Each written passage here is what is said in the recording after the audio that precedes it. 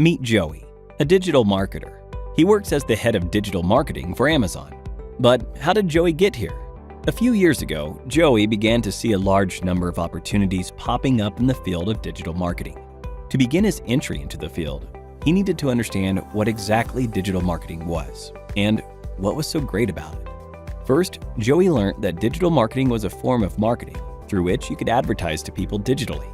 Digital marketing leveraged different channels like search engines, websites, social media platforms, emails, and mobile applications.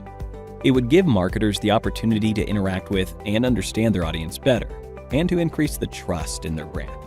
Digital marketing would also show marketers advertisements to people based on their actions and preferences on the internet, while being less expensive than traditional forms of advertising.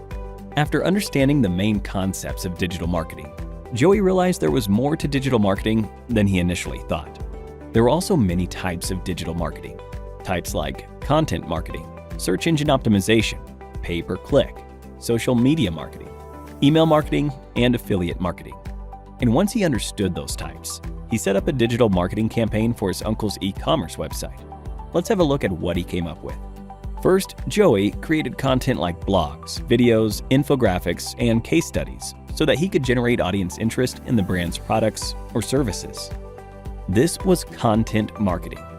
Next, he needed his audience to actually see his content. The first step was to create content on specific search keywords that were relevant to the target audience. Joey would make optimizations on the website and have credible websites linking back to the content. And lo and behold, the website began ranking on the first page of the search results. By continuous optimizations, Joey would continue to improve the ranking and ultimately make the website rank at the first position. This was SEO, or search engine optimization, and Joey could do all of this without spending a single penny. He could also drive traffic to the website with advertisements. But for this, he would have to pay a certain fee each time the ads were clicked. He could have text ads that show up in search engine results, image ads and video ads that show up in websites, and much more. This was possible with the help of PPC, or pay-per-click. However, Joey wasn't done yet.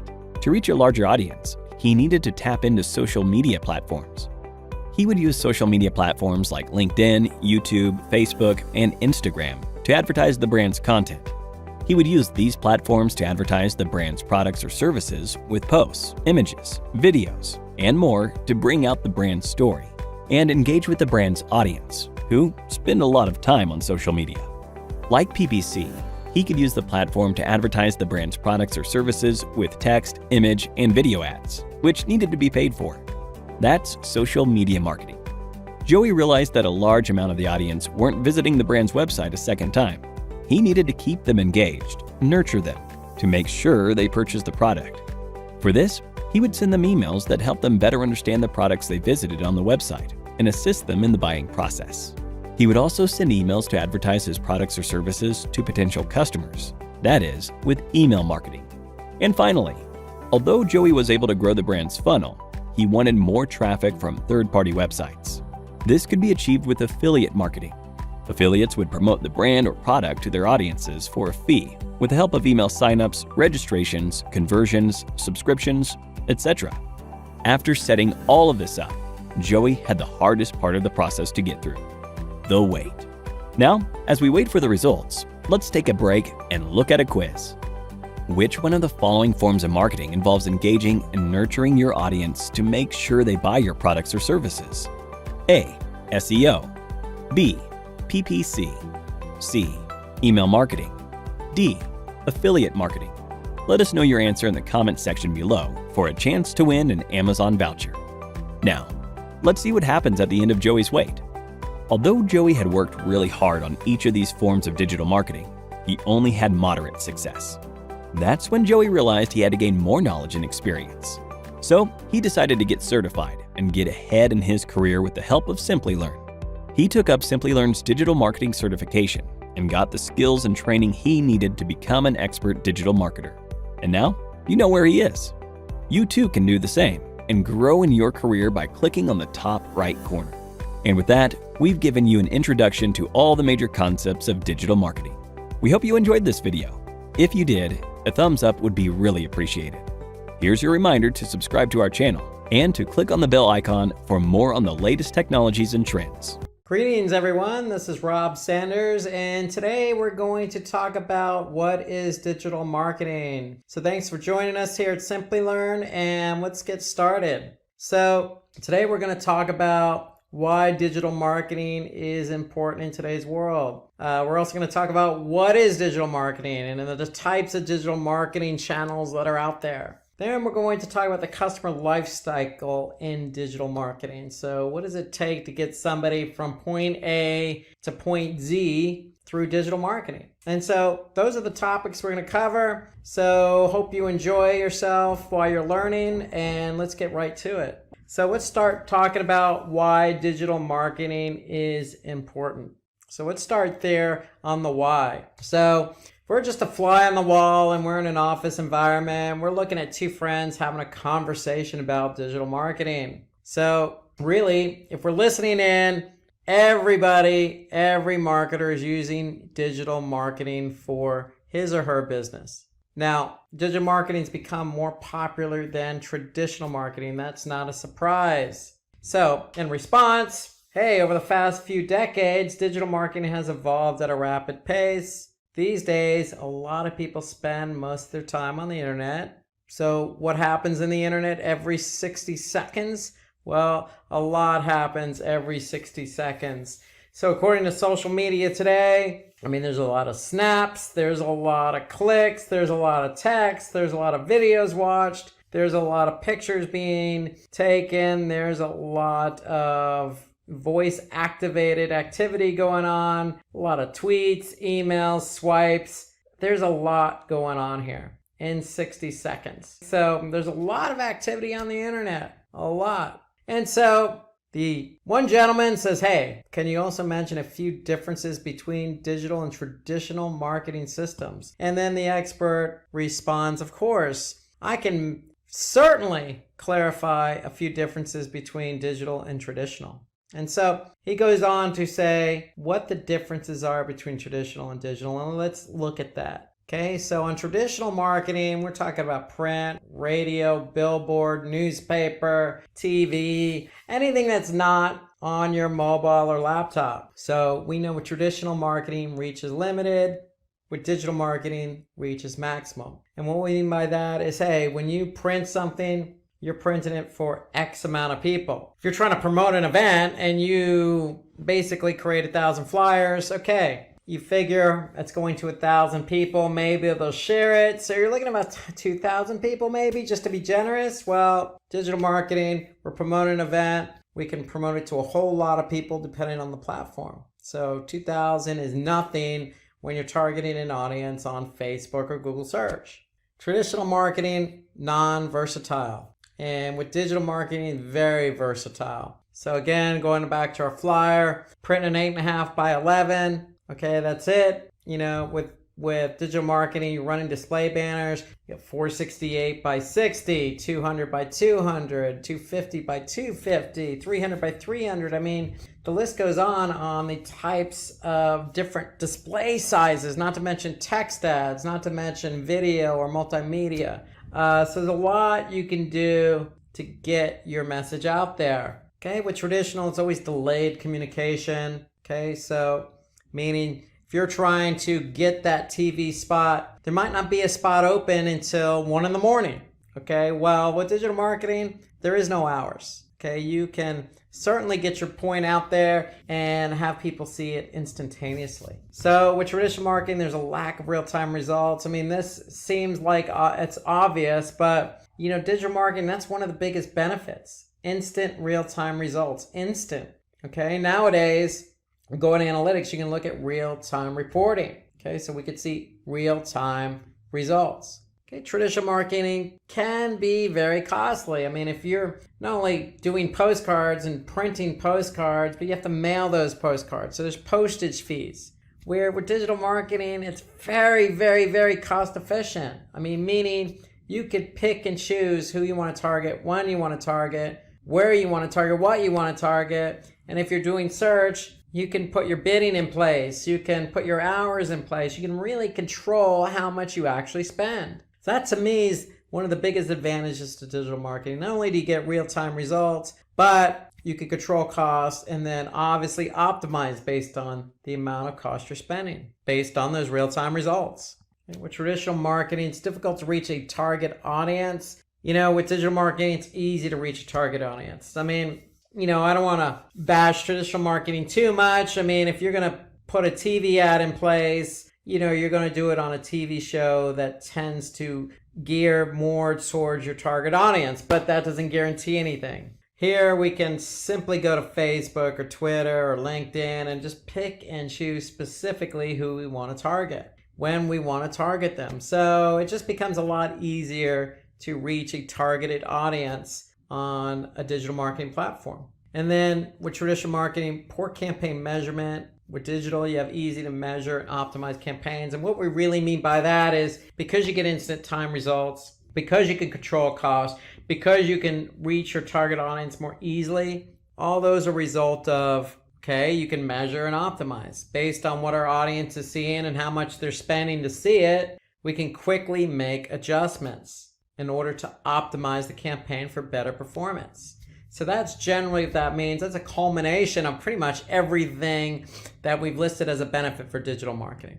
Okay, so now why digital marketing has been answered with all the benefits that it carries. Let's talk about the what is digital marketing. So that, you want to do digital marketing. So how do we go about that? What is it exactly? Well, let's just define it. Digital marketing is just the act of promoting a company's product or an individual's product or service with the help of a device or technology. And so obviously when we talk about device, we're talking about maybe a laptop, we're talking about a mobile device. And when we talk about technology, it could be an app, it could be, a cloud-based platform. Okay, it could be a piece of software. Okay, so a lot going on the digital side in terms of variations and what you can do. But that's in a nutshell what digital marketing is. You're really just using technology to promote your product or service. So we know because of the benefits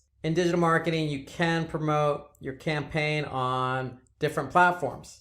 Okay, so all those benefits we mentioned about instant real-time results, cost efficiency, optimizing campaigns, you could do that on search, you could do it on social, via email, on mobile apps, etc.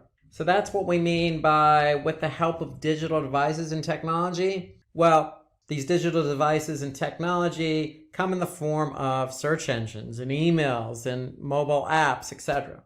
So when we want to go and promote our product or service using a campaign, we have different options. So there are different types of digital marketing channels that we could choose from. And let's just go through that list of digital marketing channels. And the first one is what I consider the king of them all, and that's SEO. So SEO stands for search engine optimization. There's search engine marketing, there's email marketing, affiliate marketing, social, content, mobile, and then we can get into subsets of each of these digital marketing channels. But really, we'll start with SEO because that's the king. And to me, that's basically increasing the quality and quantity of relevant organic traffic on the search engines, including Google. So depending on where you're located in the US market, Google has a large market share. So you want your pages on your website to be found and clicked on organically. And so that means if somebody types in a keyword, you want that relevant page to show up first on Google so somebody can click on that link. Okay, and we know that millions of people, specifically in the US, but worldwide, use search on a daily basis. So if you're ranking for those relevant keywords, you can imagine how much traffic you can get. Okay, so that's SEO. Okay, and here's an example. So you type in online shopping. Well, you can see the first listing here is a paid search ad. And we're going to get to that in a minute. The second, organically, is Amazon. Okay, so online shopping, you think maybe Walmart, you think maybe Alibaba, or you're thinking probably Amazon. Okay, so no surprise, Amazon's ranking for the keyword online shopping. And so if somebody clicked on their listing, that's traffic for Amazon. Let's move on to search engine marketing. known as SEM or pay per click or cost per click or PPC or CPC or sponsored search or Google Ads. I mean, there's a lot of different names synonymous with SEM. So search engine marketing is really just using paid ads on search engines. Just as we saw the previous example, if you want to be found for a keyword, you don't have to worry about organic if you're willing to pay for it. You just bid on that keyword and voila, you have the opportunity to appear number one in the search results at the top of the page for that keyword. Now, when somebody clicks on it, you have to pay Google if it's Google you're advertising on. But that's the beauty of search engine marketing. You can bid on keywords and appear at the top of the search results for that keyword. Example here, if we go back to online shopping, well, myus.com is bidding on that keyword online shopping. So they're actually appearing above Amazon's organic listing. But that's what they want to do. They want to be found for that keyword. So if they're not ranking for it organically, well, they're bidding on it. And if somebody happened to click on that listing, then myus.com is going to pay Google something depending on what the cost per click is. And so that could be anywhere from 1 penny to $100. It depends. Depends on the keyword. Depends on who else is bidding on the keyword. Depends on the location. Depends on the time of day. Depends on quality score. There's a lot of factors involved and regarding what you pay. However, the benefit of SEM is visibility and getting traffic to your website for keywords you're not found for. So that's why SEM is such a popular choice for a lot of companies. Okay, let's talk about digital marketing. That's a traditional type of digital marketing channel. It's been around a long time. We all send emails on a daily basis, and we probably all receive emails on a daily basis. Just an effective way to capture leads and convert them to customers, because with email, you can personalize your emails and you can send your emails to a segmented audience. Okay, so if you have emails from females who are 35 years of age to 44 that live in, say, the southern part of the United States, you can segment that, send them an email, and cater that email directly to that audience. And of course, you can put some nice call to action in there. You can design it really snazzy, and you could track it just like you can any other digital marketing channel. So email is a very effective way to really reach a target audience, because everybody, for the most part, has a functioning email account. So basically, here's an example of an email that could go out. If you're selling a product and the product's promotion is about to end, well, get that email out to your target audience. Let them know that, hey, you have until tonight to purchase the product. And if you purchase it, you're going to get 30% off. And you can put the coupon code right in there with a nice call to action, and you can measure how many people click on that email, go to that web page, and purchase the product using that coupon code. So that's an example of email marketing. Okay, we have affiliate marketing. So affiliate marketing is an effective way for digital marketers to basically create a sales force of people. So basically what you're doing is you're getting merchants to promote your products and services. And you're using usually a third-party broker like Commission Junction or CJ.com as an example to introduce you, the person selling the product, the merchant, with the affiliate. So that affiliate could likely be a merchant, him or himself. And they can basically be a good partner of yours by publishing your product or service on their website so that they can sell in order to get commissions. So it's all based on a commission. So you basically are going to use a third-party affiliate like CJ, get all these affiliates to work for you. They're going to promote your product or service. If they do sell your product or service, you're going to pay them a commission. That's more or less how it works with affiliate marketing. And, with affiliate marketing, to me, it's a good way to, really promote your product or service. And you can pick and choose the affiliates or the publishers of whom you want to work with. So here's an example of affiliate marketing at work. Okay, you basically see a banner. Basically, you could see earn up to 12% advertising fees with a trusted e-commerce leader. Okay, so if somebody clicked on that and purchased, for example, or joined, you could pay out that commission. Okay, let's turn our attention to social media marketing. So social media marketing, I wouldn't say it's fairly new. I mean, if I think about it, we're in 2019, and I remember talking about Facebook back in 2006. So you're talking about 13, 14, 15 years of social media. It's definitely evolved over the years. But the concept remains the same. It involves creating different types of content depending on the platform. Okay, so you could be on Pinterest or Instagram and be dealing with photos. Or you could be on Twitter tweeting out certain characters up to a limit. Okay, so it really depends on the social media platform that really drives the type of content you're going to promote. But we know social media can be effective because people use social media. I mean, Facebook is one of the more popular platforms. And if you want to get your product or service out there, you could certainly pay to have an ad on Facebook, or you could just post your content organically. Okay, that's the beauty of social. Most of your social platforms like LinkedIn and Twitter and Facebook and Pinterest and Instagram, they all have a paid form of advertising that you can use to promote your product or service. Or you can go the organic route and post content organically in hopes of driving traffic back to your website. So with social, you do have two options here, but social is interesting because there are a lot of different social media platforms out there. It really depends on your product or service. Okay, so an example of social media marketing, especially on Facebook. With Facebook, you got mobile and desktop. And you obviously have the opportunity to post something organically and have that liked or commented on or shared. Or you can post an ad and get that liked, commented, or shared, or clicked and have people go back to your website and fulfill the goal of what you want them to do. So moving on to content marketing. So content marketing is really an effective way of really distributing valuable content online. And when we talk about content marketing, we're talking about different types of assets. So it could be simply text in the form of a blog post, or it could be a video, or it could be an infographic, or it could be an image. Okay, there are lots of ways to create content these days, especially in digital marketing. And the great thing about content marketing is you're writing content for a targeted audience. So if you're trying to target an audience on, say, Instagram, then you know who your audience is and you know what the type of content you're going to post on there. So it could be in the form of a video or infographic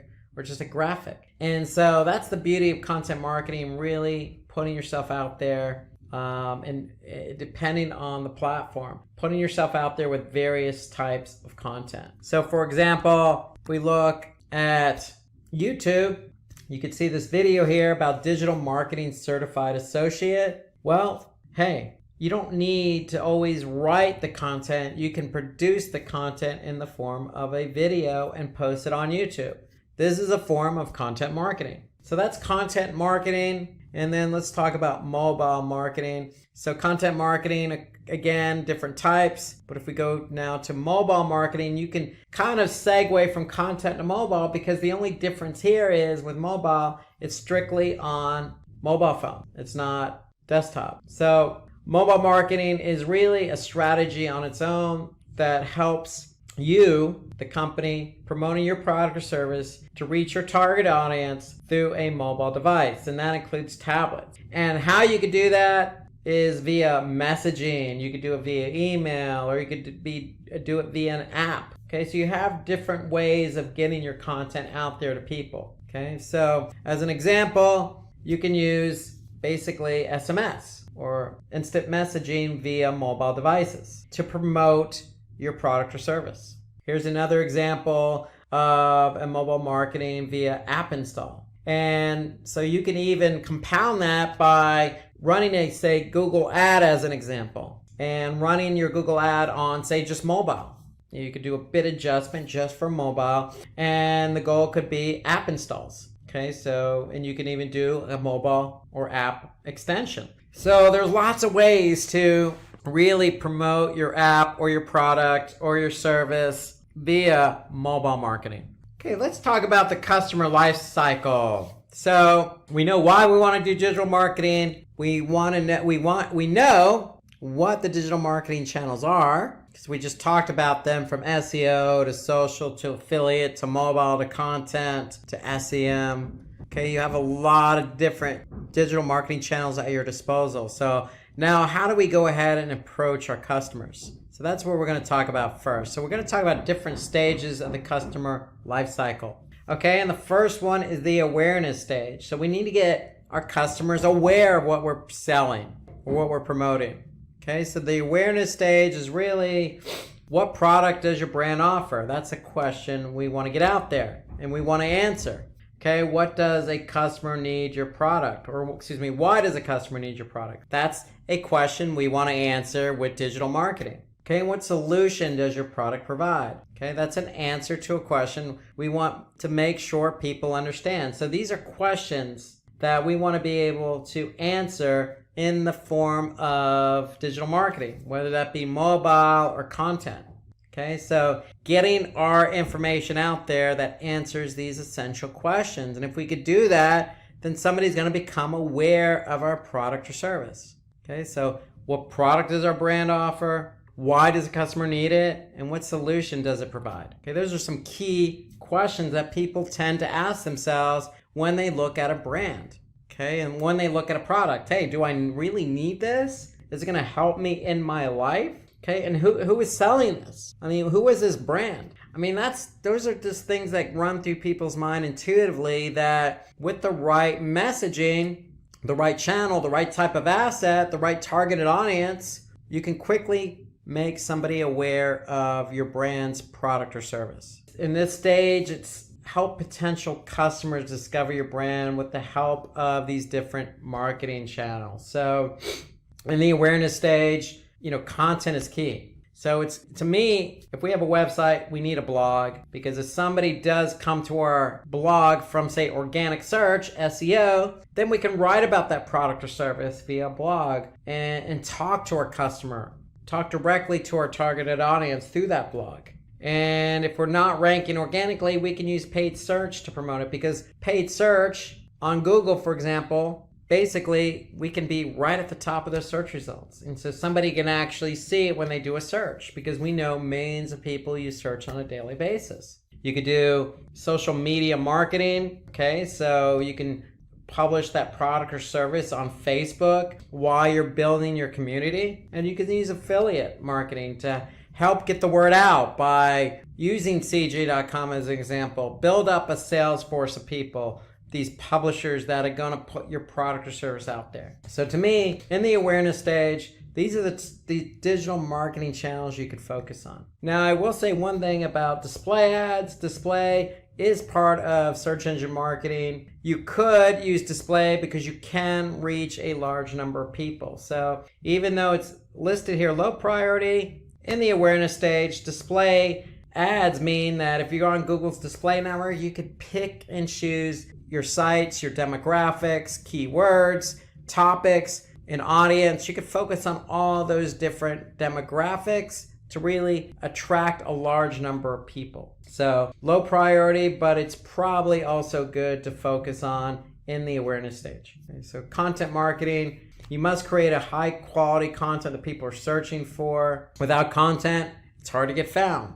And so to me, this is where the blog comes in. SEO, take that content, get it optimized. Okay, SEM, if we're not ranking organically, we can make sure we're at the top of the paid search results, or the search results for a particular keyword we want to be found for. And then social media marketing, using different channels depending on the channel. If we're selling, training like Simplilearn does, LinkedIn is a good platform for us. Okay, and then affiliate, basically building up a nice network of publishers to get the word out. So these are all good channels that we can focus in on. So traffic sources may include paid, unpaid, social, referral, display, email, or direct. So they could come in the awareness stage from all different types of channels. Even though you're focused on content, you could still get traffic from mobile or email. So now that we got the word out via all these different marketing channels, there's that consideration stage. So,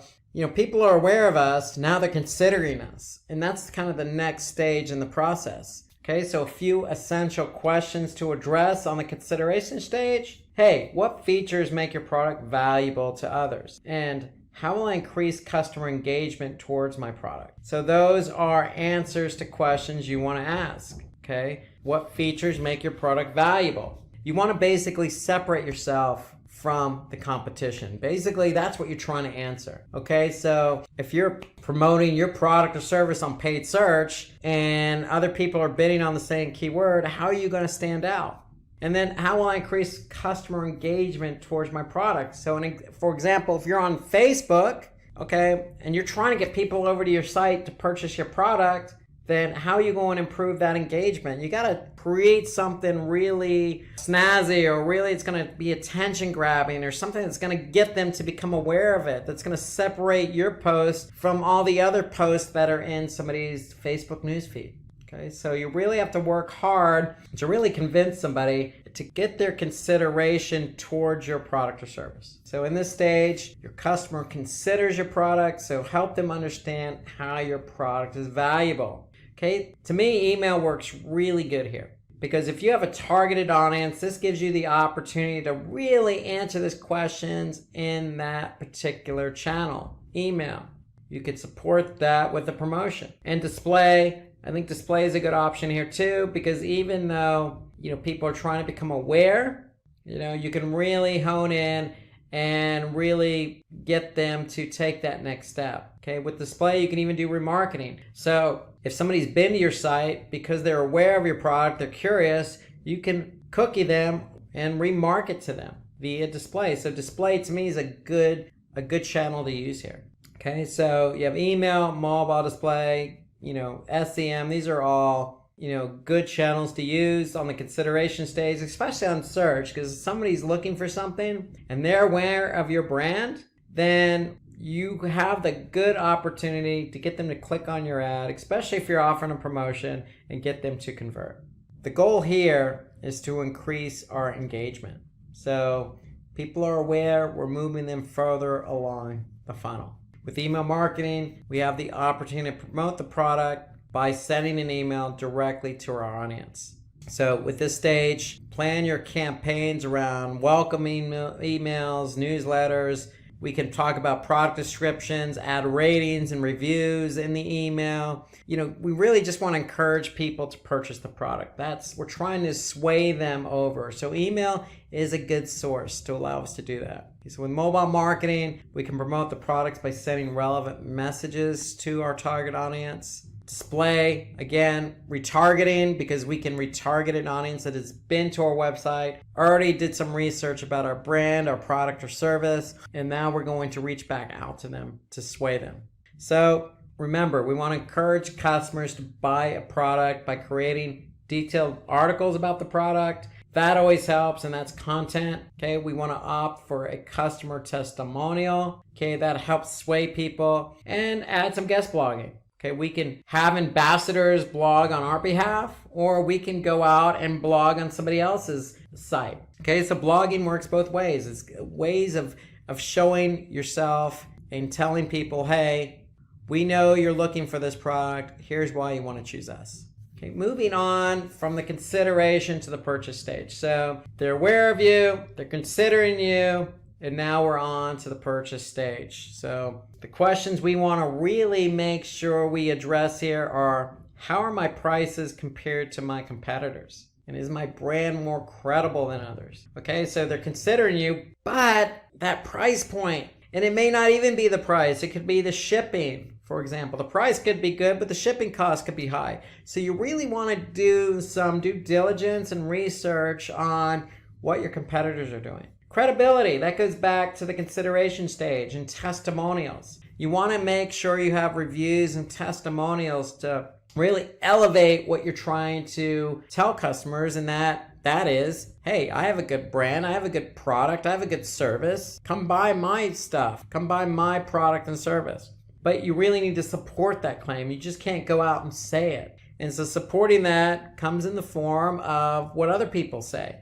And that could be reviews. That could be comments on a social media platform. It could be, stars on, say, Yelp or Google My Business. Make sure you do your due diligence and make sure you get people to, review you or provide testimonials, because people are going to do their due diligence before they purchase, especially if it's on Google My Business or Yelp or TripAdvisor or whatever it is you're trying to sell. They're going to be able to see those reviews. And so do your due diligence to get the reviews. And if it is a negative review, hey, that's okay. You can't please everyone. You're going to get them. That's the world we live in. Just make sure you show your upper hand and respond even to the negative as well as the positive reviews that you get. That actually bodes well to some people because, hey, it shows that I made a mistake and you're willing to correct it. And so if people actually see that, that could be the tipping point to getting them to purchase. Say, look, hey, this brand really cares because they're really responding to people. They're not ignoring negativity. Okay, just those small things that can get people to change their mind. Now with the purchase stage, according to eConsultancy, 83% of the online audience require encouragement to complete a purchase. Encouragement, what does that mean? Well, it could mean providing a promo, giving them that extra incentive. If you don't offer promo, consider it, especially on the email. And the example we looked at earlier, sending out an email means that if the promo is going to end at midnight, send that email out and tell people they have until midnight. And if they purchase today, you'll even increase it to 20%. And email is a good channel for that. Mobile can reach a lot of people through SMS. Okay, social media, reaching people instantaneously. And then, really with the purchase stage, it gives prospects an offer to help them make that purchase. So you have plenty of channels to choose from. In fact, most of these channels, the only one really that doesn't fit the instantaneous mode is SEO. But you can really focus on affiliate, even though that's a low priority here. You can really, coordinate with your publishers, who, especially those publishers that have proven their worth and have sold your products in the past. Get them to help promote it and incentivize their audience. So let's move on from the purchase to the post-purchase stage. So this is after somebody purchases. Okay, so some essential questions we want to be able to address here. So what additional product could my customer buy? Now that they're my customer, what else could I sell them? Without being too pushy, if they buy a coat, a hat work or a pair of gloves or, a blouse. You want to be able to not push a product on a customer, but think about how you can complement that purchaser's or customer's product. And then how to improve the customer buying experience. So again, this goes back to, what we just said about reviews. Get somebody to offer a review. And if they don't give you a full compliment of 5 stars, they only give you 3.5 stars, then you know what? That's great feedback, because then you can learn from that. And then the other question is, will the customer refer us to others? And if so, why? So that's definitely something you want to be able to address in the post-purchase stage. So let's take a look here. So with post-purchasing stage, to me, email's at the top of this list, because if somebody purchases something, you could send a nice thank you email, because if they purchase, they're giving you their email in return, because you're likely going to be sending them the receipt via email. So email to me is a nice channel. You send in a nice message. Even, social media. You can thank your community for supporting you on this recent campaign that you ran. Even throw in an extra 5 or 10% on a future purchase as a thank you. And that's easily done on social media. You could even post a blog, promoting, the success of a product and then offering a promotion. Okay, so there's a lot of things you could be doing here on the post-purchasing stage. So to me, even looking at content again, you could even, put a survey together. You could even put a survey together for your affiliates. Okay, you could even post a poll on Facebook. So it's just working in with these different channels to get some feedback about your product and service. So with email, mobile, you can engage customers with follow-up emails or customer care content. with mobile, if you have somebody's mobile number, hey, text them. A simple thank you goes a long way. You could say, hey, look, if you're satisfied, let us know. Give us a call. You can even, in the EE mobile text message, you can put a link to a survey. Send emails to active subscribers. Give rewards for customer feedback. So if somebody does provide feedback, give them an extra 10% off. You want to be able to reward loyalty. Loyalty comes in the form of a partnership. If you're giving somebody discounts and you have a good product or service, then they're going to recognize that. They're going to say, hey, look, I really like this product and they're giving me 10%. I'm going to go ahead and purchase from these guys again.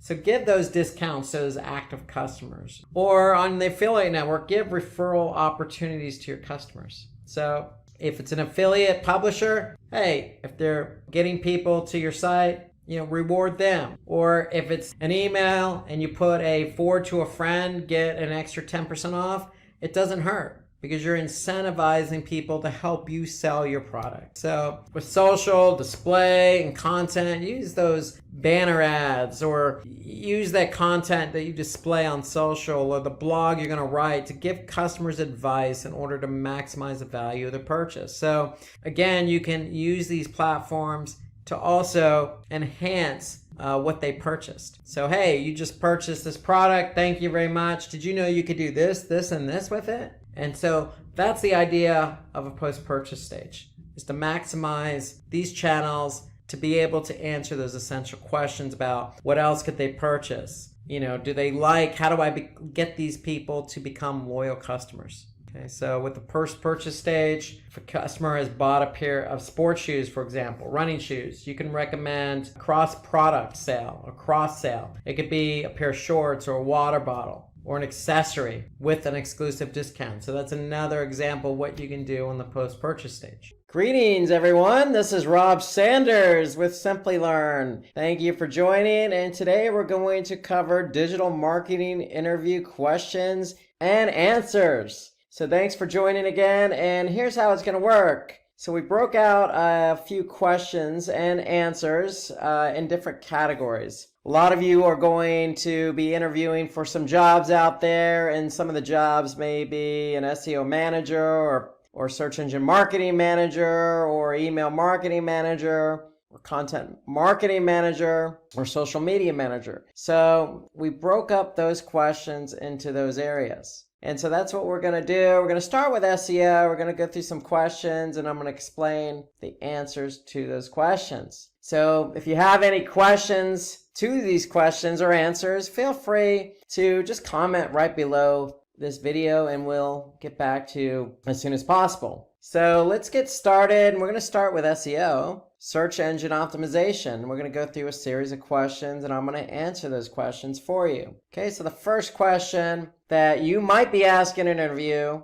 is differentiate between do follows and no follows. Okay, so if you've taken or listened to my SEO courses on YouTube for SEO, we talked a lot about do follows and no follows. And simply put, do follows are just signals to the search engines to follow the link. So there's a link on site A pointing to site B. We're going to basically tell Google, Bing, and some of these other search engines, hey, go ahead and follow that link. Now, a no-follow is just the opposite. So no-follow link doesn't allow the search engine crawlers to follow it. So if we have a link on our site, site A, pointing to site B, we can put a no-follow tag in there. And what that's going to do, it's going to signal to the crawlers, hey, don't follow this link. So in the end, if the crawlers don't follow the link, then there's not going to be any link juice passed. And so Google is not going to give you credit or give that site credit for having a link pointing to it or pointing to another site or from another site. And so it's all about linking. So we can control, if there's links on our site, whether we want the crawlers to recognize those or not, simply with no follow tags. So just a reminder, link juice is the reputation or equity passed from one website to another. So if you have a link on another website and that website is of high quality, meaning their page authority, their domain authority is high, they have a lot of content, they're not spammy, they're really rich and they're relevant, then you may want to make sure that the link pointing from that site to your site is a no follow. So that way that Google can recognize the link from that site to your site. And basically that reputation is going to be passed on to you. Okay, so that's a do follow versus a no follow. And why would we do a no follow? Well, it depends. It really depends. A lot of social media platforms like Facebook have no follows. If you have a lot of content, you may not want to be pushing out a lot of do follows. It could actually look bad from an external linking standpoint. And so a lot of sites are really particular about who they want to pass link juice onto and give credit for the link.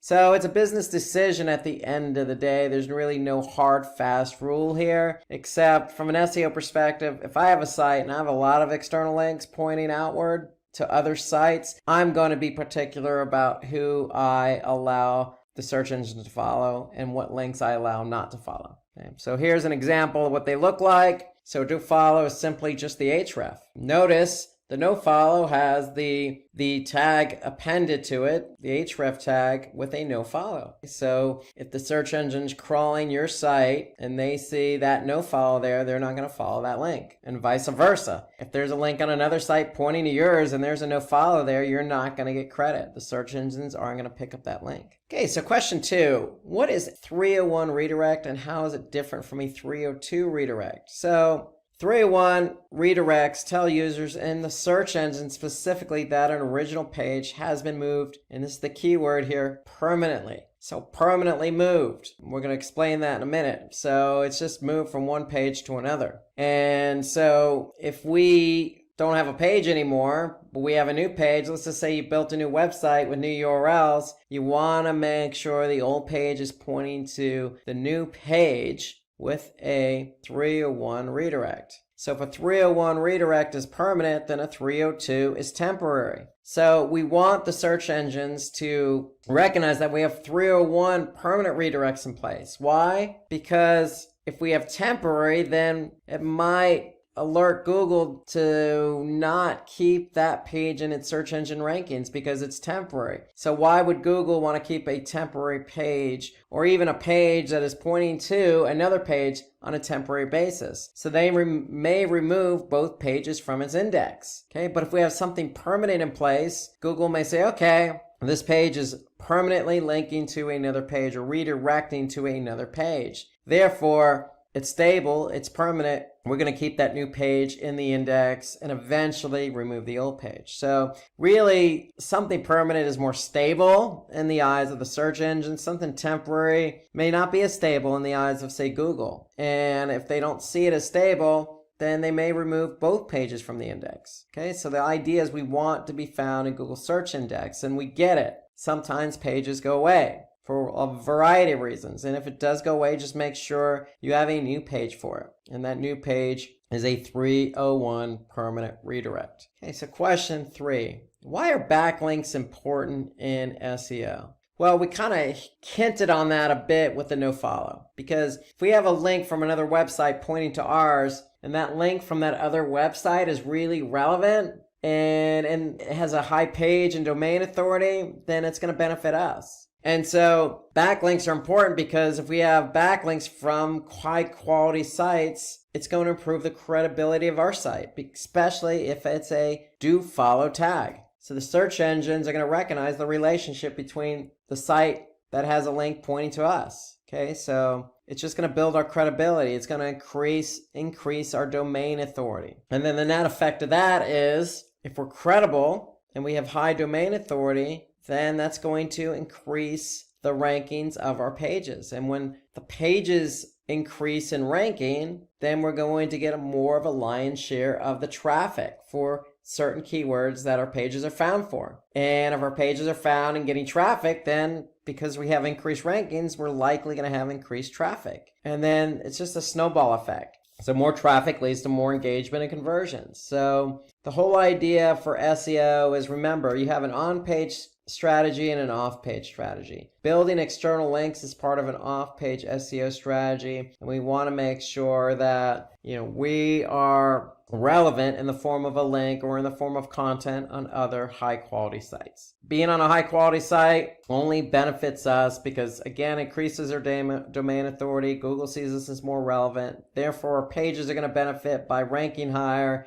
and therefore when we rank higher, we get more traffic. So it's a snowball effect. So having backlinks is important because it snowballs all the way through to conversions. Okay, so what are the best practices to rank your videos on YouTube? This is a great question, really great question. Given the importance of videos, especially with SEO, because videos are found. YouTube in itself is a search engine. So if we have a video, how are we going to get it to rank on YouTube? Well, first things first, you never want to put a video out there and want it to rank if it's not engaging or informative. So make sure you go ahead and follow the best practices of having engaging and informative content in your video. Now, once you have that video in place, you want to optimize it. And then some of the key factors for optimizing a video are you want to choose a title that has high search volume and low difficulty. Just as you would keyword, for example, for a web page, you want to choose a title with a keyword in it that has high volume and low difficulty, i.e. low competition. Okay, so you want a nice ratio there. And you know what, you want to choose a title that's going to get people to watch the video too. So it's not all about just choosing a title just for the sake of high volume. You also have to choose something that's relevant, that's going to be catchy as well. And then with that title goes the description. So you want a description that's very relevant to your title, okay? Because most people aren't going to click on a video just for the sake of the title. They're going to want to probably get a sneak peek via the description of what it is. So again, you want to optimize that description, but make sure the description is just as snazzy as the title. Okay, you also want to use accurate and relevant video tags, just as you would on Twitter or Facebook. Tag these videos. Okay, so make sure your title tag length doesn't exceed 100 characters because it will get chopped off. So again, that goes back to just writing something really short and to the point that's going to grab somebody's attention. Okay, you also want to upload a captivating thumbnail, something that's relevant, that's going to grab somebody's attention. And then again, we set it similar to the video tags. We want to use relevant hashtags. Again, just as you would with Twitter and Facebook, go ahead and throw some hashtags in there that people could see because people search via hashtagging. And then this goes without saying, you did all the work, created a really great video. It's engaging, it's informative, you optimized it. Feel free to promote your video on other social media platforms. Okay, don't just stick with YouTube per se. So the benefit here is if you post it on Facebook or LinkedIn or whatever platform of your choice and it gets engagement, people click on the link, go to YouTube, they're going to like it, and then other people are going to see that engagement. They're going to see how many people liked it or how many subscribers you have. So promote your videos to help you with the ranking of the video on YouTube. So that does play into it. So go ahead and promote it so other people can watch it, like it, comment, etc. And that's going to engage other people to want to do the same. So what is mobile first indexing? This is a really important and timely question. Mobile first indexing means Google's just using mobile friendly content for indexing and ranking websites. So in other words, Google, for example, has two bots. They have the traditional desktop bot and they have a smartphone bot. And eventually everybody that has a website is going to be migrated over to the smartphone bot. And so if that smartphone bot goes to your website and starts crawling, what do you think they're looking for? Their smartphone bot, they're looking for mobile friendly content. If it's not mobile friendly, meaning the page isn't designed for a smartphone browser, or let's just say the images are way too large, or you have to expand the text just to read it. You know, a lot of these issues that somebody would have just simply trying to read something on a web page on their mobile device, Google's not going to grab that content. So you want to make sure it's mobile friendly so it gets indexed. And so if your website has a responsive design, Google will rank your website based on its performance on mobile devices. Okay, so you want to make sure that your website is mobile friendly. And if you're in an interview and somebody asks you this question, you could even take it a step further and say, look, I'm going to measure how friendly my website is for mobile devices in Google Search Console. Because Google Search Console has a report that will show you what pages on your website are not mobile friendly. And it's not a guarantee, but I could tell you if I'm Google and I'm crawling your site with my smartphone bot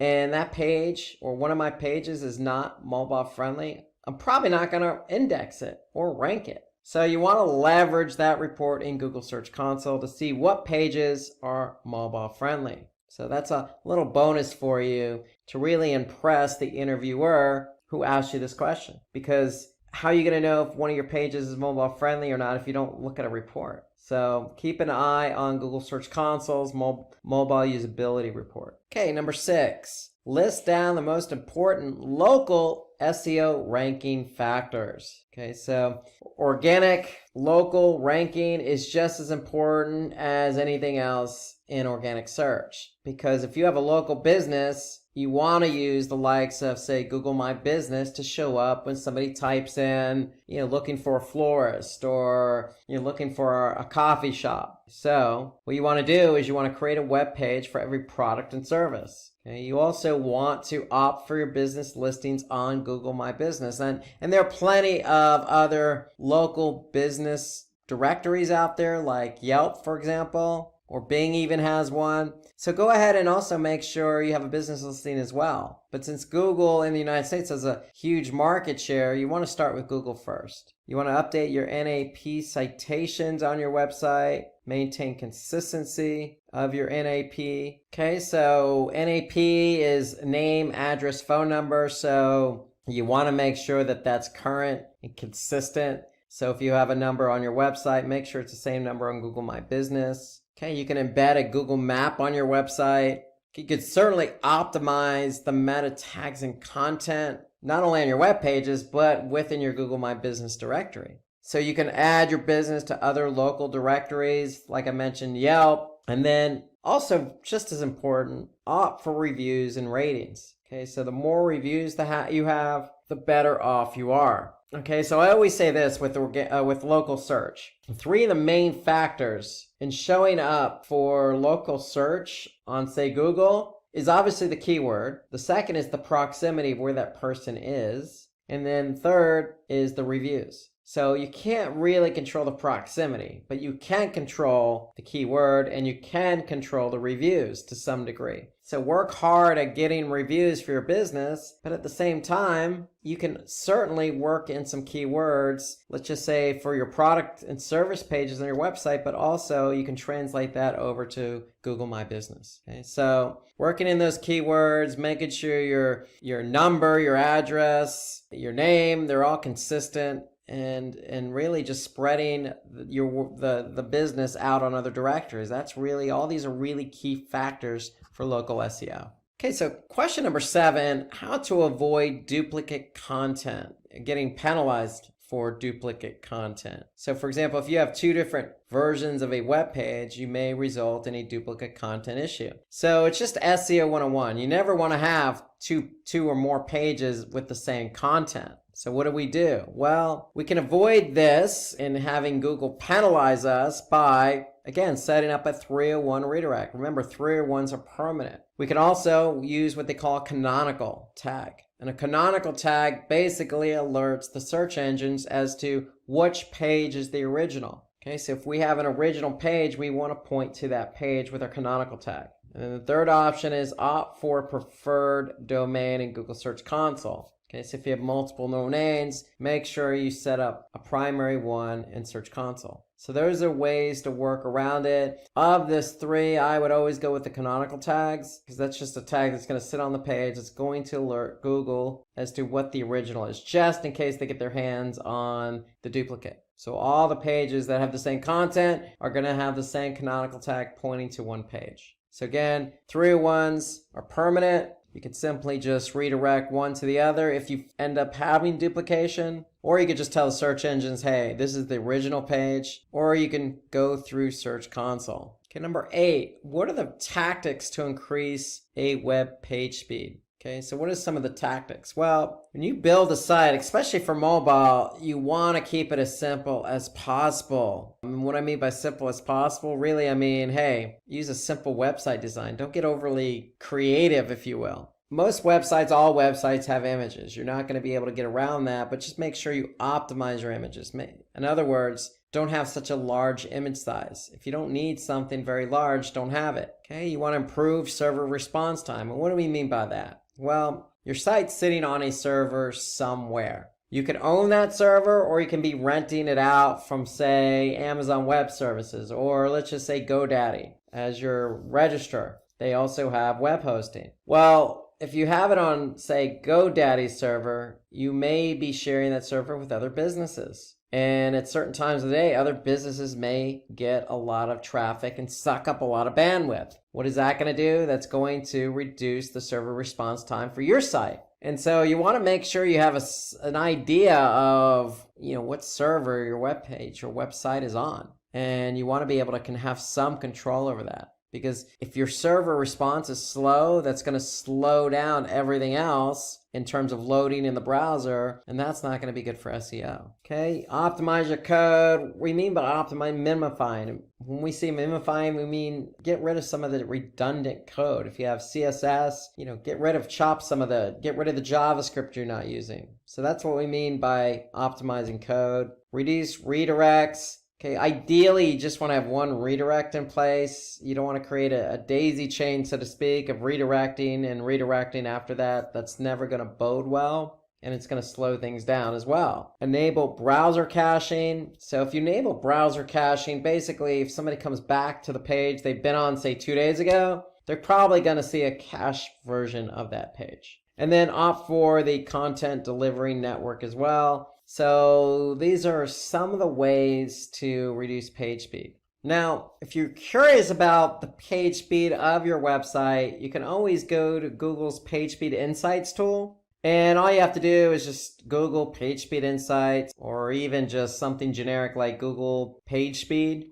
And you're going to get this tool, Page Speed Insights. And all you need to do is just plug in a URL. When you plug in the URL, Google is going to analyze the URL for both mobile and desktop. And so here we could see Google gives a score. So we could see the score for mobile, and we could see the score for desktop just by clicking on desktop. And so here I could see some of the issues that the site may be having in terms of page load time for their desktop. If I flip over to mobile, here I could see some other issues. For example, they have a server static assets with efficient cache policy. Now, if you're not sure what the heck that means, you can always just click on it and you can see some specifics here. Or you can just always Google it as well. Here you got to reduce the impact of third-party code. Okay, so that's another thing. Reduce JavaScript execution time. So again, going back to some of the comments we made about coding. Okay, sometimes too much code or code not functioning as well as it should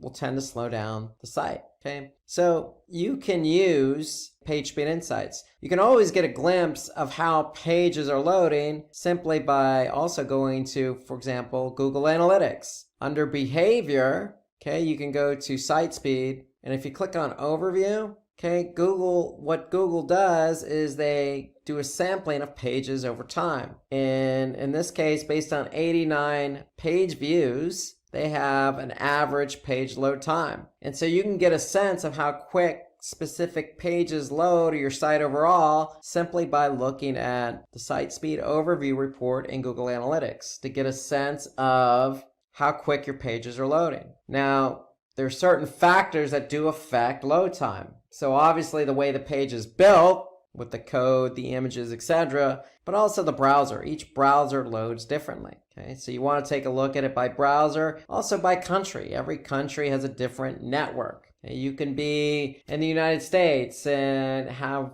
worse network service than you do, say, in Ivory Coast in Africa. Okay, so it really depends on the network you're on. So, and also the page. Every page is built differently. So you want to get a sense of what pages are loading quicker and which pages are not. You can simply just go to page timings in Google Analytics and you get a sense of what pages do not load fast and which ones do. And maybe hone in on the pages that aren't loading fast and address those pages first. Okay, so you have two tools at your disposal, one Google Analytics and one PageSpeed Insights. Okay, so let's look at question number 9 here.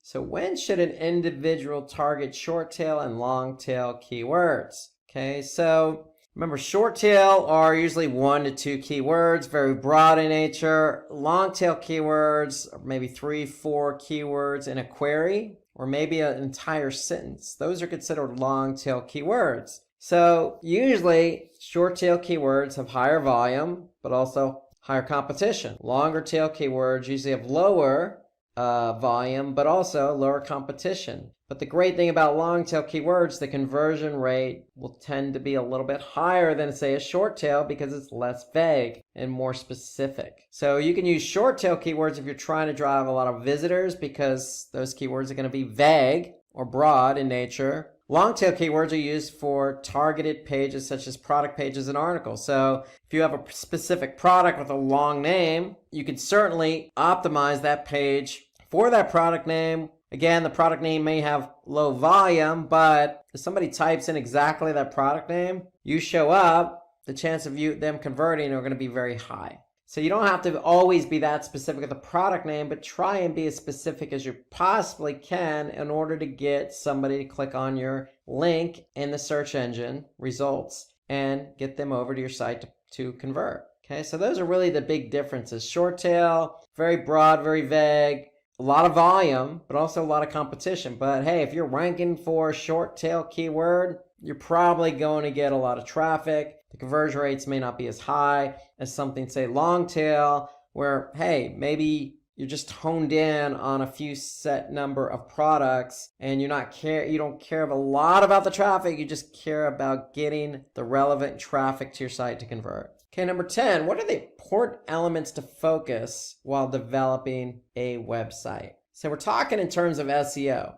Okay, so if somebody asks me this question in an interview, what am I going to focus on while developing a website? Well, the answers are right here. Yes, we talked about mobile. Mobile is so important because a lot of websites are going to be indexed with Google Smartphone Bot. So mobile usability is very important. So we need to make sure our website is responsive for mobile. Just some basic practices when it comes to site architecture and navigation. We want to have a simple URL structure. Okay, no overly cumbersome. The navigation should simply be clean and neat. Okay, if you have 5 products, okay, maybe you have in your navigation, you have something called products with all 5 listed, or you have all 5 products in the main navigation. The key is you just want to make it clean and neat and easy for somebody to find. The rule of thumb is if it's good for the end user, it's probably going to be good for Google. But if it's complicated for the end user, it's probably going to be complicated for Google. You always want to create a sitemap. Now, what is that sitemap? A sitemap is simply just a formatted file that includes all your URLs and assets, your images and your videos. They're going to be sitting on your server as well. So you want Google or these bots to be able to find your pages and assets. And by the way, you want to take it a step further and make sure you upload that sitemap, which is sitting in the root directory, meaning domain.com/sitemap.xml. Okay, you want to take that sitemap and make sure you input that sitemap location in Google Search Console. That way, Google Search Console has a one-way ticket to grab the elements in the sitemap. Another important element to focus on while developing a website is having a robots text file. And all a robots text file is like a lock, I always say, to a house. So if you lock a door in your house, nobody's going to be able to get in that door. So that's all a robots text file is. You're telling Google and these other bots that are coming to crawl your site what's locked and what's not locked, meaning what they have access to and what they don't have access to. So you want to be able to make sure you have a robots text file if you're trying to non-index specific pages of your website. Because if you tell Google, don't crawl these pages or this directory, they're not going to get crawled. And if they don't get crawled, they're not going to get indexed. So robots text file is an important element to focus on while you're developing your website. And while you're developing your website, it could be on in a directory just called new website. So you probably want to have new website as the directory in the robots text file, and just to let Google know, don't go into this directory because it's my new website. I'm not ready to go live yet. So you don't want it indexed. So there are a lot of reasons to have robots text files. That's the main reason. Sitemap, you want Google to get these pages and assets quickly. Okay, you want to make sure that your site architecture navigation is in order. You want to make sure your site is mobile friendly. And you also want to make sure you have content on your website. That's the key, because that's what's going to keep people on the website and engaged. And when I say content,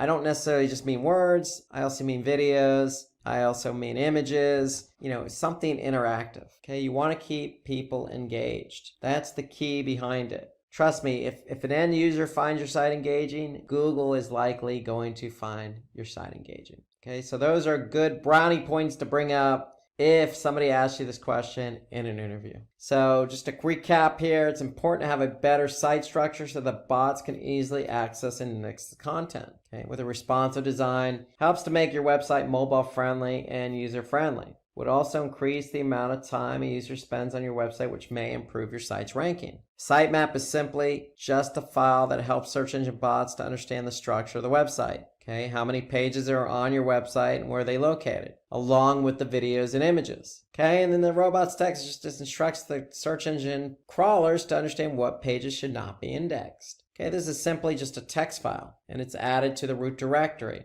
Again, think like a door, think of a lock. Okay, you can lock whatever doors you want in your house. Think of it that way. Okay, so those are our questions for SEO. Again, if you have any additional questions, or if there are other questions maybe you've been asked in an SEO interview, then go ahead and add them to the comments section below. We'd love to hear from you. Now we're going to turn our attention to search engine marketing. So let's turn our full attention to search engine marketing. So we're moving away from SEO and over to pay-per-click. And so you really have to know your stuff here. You really do. So a lot of the questions we're going to ask are going to be centered around Google Ads, formerly known as Google AdWords. And so if you're familiar with Google Ads, the platform, then you should have no problems whatsoever answering these questions. But that's why we're here and that's why you're watching. So if there's anything you want to add to any of these questions, as a reminder, feel free to comment under the video. And so right out of the gate, question 11, what is ad scheduling? So ad scheduling is a feature in Google Ads. And really all it does is allow you, the advertiser, to set up certain hours or days you want your ads to show. It's as simple as that. So if you have a customer that you're running ads for on Google search, and let's just say they have a restaurant and they're closed during certain hours of the week, then you can go into the ad scheduler and schedule your ads to not show when they're closed, as an example, okay? Because if somebody calls and they're not there to answer the phone, then it's not going to be good for the restaurant or you, the advertiser. And so that's why they have the ad scheduling. So it ensures your ads are not running when they're performing poorly. Let's just say you're running a business and you just don't get that much traffic during the weekends. Well, you can go in and adjust accordingly. It also is there to make sure you can serve your customers when you do have limited client service hours. So let's just say you have a customer service team that's going to answer phones for a couple hours a day. Well, again, you can schedule your ads to show during those couple of hours a day. And then really what it comes down to is you're making sure you can satisfy customer demand and supply. And so that means showing your ads when you can best fulfill the customer's needs. Okay, and so that's really what it's all about. And that's what ad scheduling is. So take advantage of ad scheduling. Schedule it according to the business hours, schedule according to how they can best serve the customer, schedule the ads when it's performing best. And don't schedule the ads when you know you're going to have poor performance. Okay, so next question. What are the different ad formats available on Google Ads? It's a trick question because it really does come down to what network you're advertising on. So Google has two networks, the search network and the display network. Okay, so on the search network, there's only one ad format, and that's text. Okay, so Google recently changed the format of the text ads. Now they're called expanded text ads. So here you can see you can have up to 3 headlines and 2 description lines. And then you can also have ad extensions. And so you can see here underneath the ad, you have what they call site links. So shop by category, in-ear headphones, on-ear headphones. Those are all site links to specific pages on the site. So text ads are available only on the search network, but they're also available on the display network as well. Then you have responsive display ads. Now, responsive display ads are only on Google's display network. Okay, so here you could see some samples of responsive display ads. And these ads adjust their size and format depending on the space available. So again, you could have text ads or you can have display ads. Now, display ads, again, come in different sizes. So you can create ads for a variety of different sizes. For example, 250 by 250 or 468 by 60. So those are some of the different ad types. There's a plethora of different ad sizes you can choose. However, your ad's not going to show on a website if they don't have that particular size available. So it's always best practice to create different ads, but create ads in different sizes as well. Okay, and then have a backup text ad as well, just in case the site doesn't even display a display ad for you or serve up a display ad. So you can have a text ad as a backup. Okay, so lots of different ad sizes, but this is the second ad format, and that's responsive display. And again, the responsive part is Google will automatically show the ad that's best performing based on a series of headlines, descriptions, and images that you provide Google. And so the responsive part is, hey, if this combination of headline, description, and image work best, meaning it has the best click-through rate, then Google's going to serve up that ad. So that's why they call it responsive. So obviously you can have just an image ad that's not responsive, again, across different ad sizes. They could be, again, 250 by 250, 300 by 300, 468 by 60. There's a number of different sizes. Google can provide you that information. But the one thing to note here is that when you do create an image ad, it could be JPEG, it could be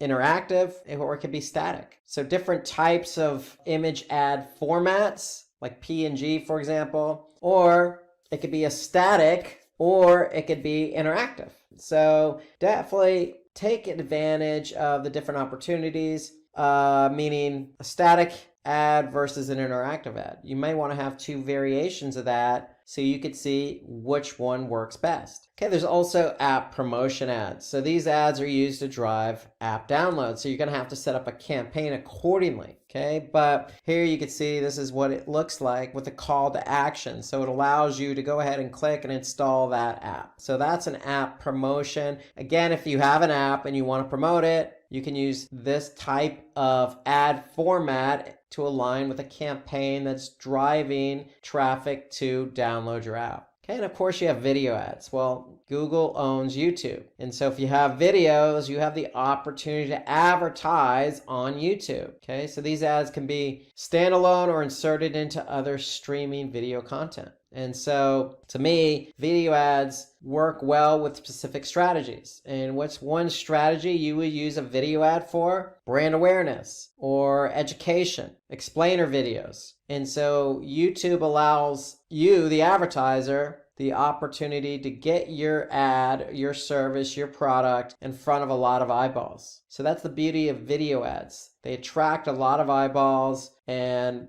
definitely help with the strategy of, say, brand awareness. Okay, another ad format, going back to the search network, is shopping ads. So if you sell shoes, then you may want to think about having a campaign for shopping. So shopping ads work with Google Merchant. So Google Merchant is another Google product, and basically Google Merchant allows you to manage your inventory. So if you have 100 different types of shoes that you're selling, you can upload your inventory to Google Merchant, connects and talks to Google Ads. So basically what you're doing, you're setting up your campaign in Google Ads and connecting your inventory from Google Merchant to Google Ads. And so the great thing about the shopping campaign is it puts your product front and center. It puts the price, it puts any promotion that you have, and it puts the brand all front and center. So when somebody does type in, let's just say lime green sneakers or women's sneakers, and this particular shoe shows up here, the third one from the left, then somebody's going to see it's from the United Colors of Benetton. It's a woman's shoe. It's on Amazon and it costs $45. So the great thing about shopping ads is if somebody's interested, they're going to click. Okay, if somebody's not interested, say, well, it's a little bit more expensive. I can get something similar, another shoe on Amazon for less. okay, they're probably going to click on that particular ad. So again, the great thing about shopping ads, put your product front and center with any promotion, the price, the brand. So if somebody clicks on it, then they're probably serious buyers. Okay, so that's the beauty of shopping ads. It allows you to get your product out there, and on the search network, it's a cost per click. So you're only paying for the click. So if somebody looks at it but doesn't click, you're not paying for that. So that's the beauty of shopping ads. And so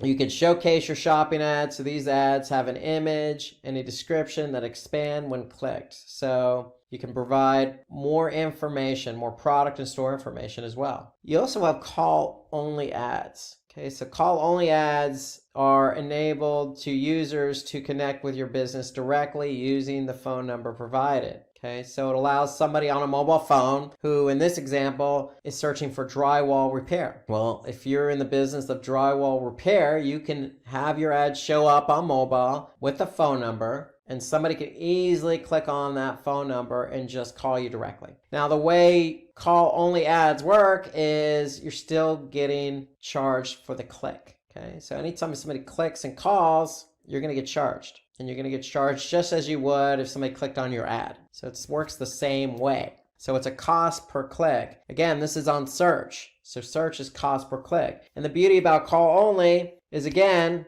you can track the calls right in Google Ads. So you can have Google Ads track how many people click on the number, and you can even count those calls as conversions if they meet a certain criteria. For example, the criteria is somebody talks to you for a minimum of 60 seconds or 1 minute. Then Google will count that as a conversion. So you can monitor calls right in Google Ads, and it's a cost per click model, so you can actually see what the average cost per click is. So moving on, question 13. Okay, what is RLSA and how does it work? Well, RLSA stands for Remarketing List for Search Ads. So if you're familiar with remarketing on display, it's similar. They just call it RLSA. Okay, so it enables you, the advertiser, to customize your ads for people who have visited your site, just like a typical remarketing campaign. Okay, so you could tailor your bids and ads to these visitors when they're searching on Google and search partner sites. Okay, so there are two basic strategies for using RLSA. Okay, so you can optimize bids for existing keywords for visitors, or you can bid on keywords that you don't normally bid on, just for people who recently visited your site or converted on your site. The key here is you're the one that's picking the customer. You're the one that's enabling the list. If you're trying to target people who went to your site and didn't convert, well, you could certainly optimize your bids for existing keywords for people who went to your site and didn't convert, or you could set up a whole new campaign for RLSA and have a different set of keywords with a different ad, because you know who you're talking to. You're talking to somebody who's already been to your site. They know your brand. They just didn't purchase. And so this all happens on the search network. And that's the beauty of remarketing is, one, you know who your audience is because you're the one establishing that audience. And two, you're the one creating the ad, so you can talk directly to that audience when they see your ad again, in this case, on search. So that's RLSA, Remarketing List for Search Ads. I recommend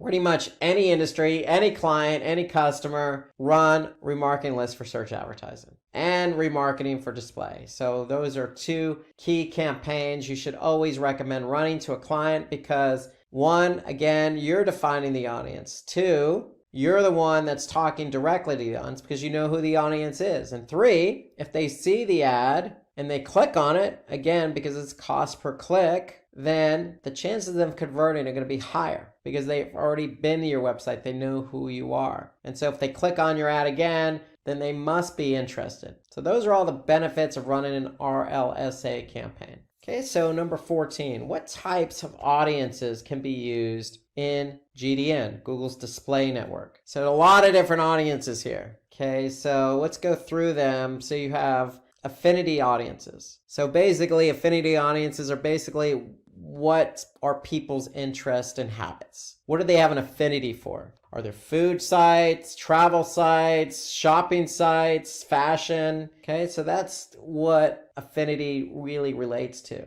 Okay, then you have in-market, custom intent, life events. These are what they're researching or planning for. So again, it could be travel, it can be finance, etc. Okay, you have remarketing. We just went over that with the remarketing list for search advertising, RLSA. And so with the remarketing, it's an audience that has interacted with your website. So they either came from mobile and didn't convert, or female came from mobile and didn't convert. So you're the one defining the audience there. You also have a similar audience. So this is what Google creates on your behalf. So these are users with a similar interest to your site visitors. So Google is monitoring the type of traffic that's coming to your site, and based on that traffic, they're going to create a similar audience. And then you have a custom match. So what you know about your customers' activities, basically. So these are all the different audience types, and you can see the different types of ads available. Okay, so notice the far right column, video ads. So video ads are available to every one of these audience types. Why? Because YouTube. So Google knows what people's interests and habits are based on the videos they watch. They know what they're looking for. Okay, they know that they've been to your website because they're cookied, so you can remarket them. Okay, so video ads are a very powerful tool for any one of these audience types. So next question, what are the types of keyword matching available in Google Ads? Okay, so this is a good question. Very important. If you're going to manage a Google Ads account and a campaign, you have to be aware of the different match types. You can't just go broad match. That's a sign of somebody who doesn't know what they're doing, is by bidding on a one keyword phrase. That's a short tail keyword. If you think back to SEO, we have our long tail and our short tail keywords. The worst thing you could do is bid on a keyword, short tail keyword that's broad match. Because what is broad match? Basically, broad match are keywords that appear when a user searches any word in the phrase. Now, you can define specifically what you want your ads to appear for in terms of keywords. And when I say specifically, you can use a phrase match. So phrase match are ads that appear only when a user searches for that exact keyword phrase in the precise order, but with some additional words in the beginning or at the end of the query. Okay, so usually these are sentences. So you could be, bidding on red Adidas running shoes.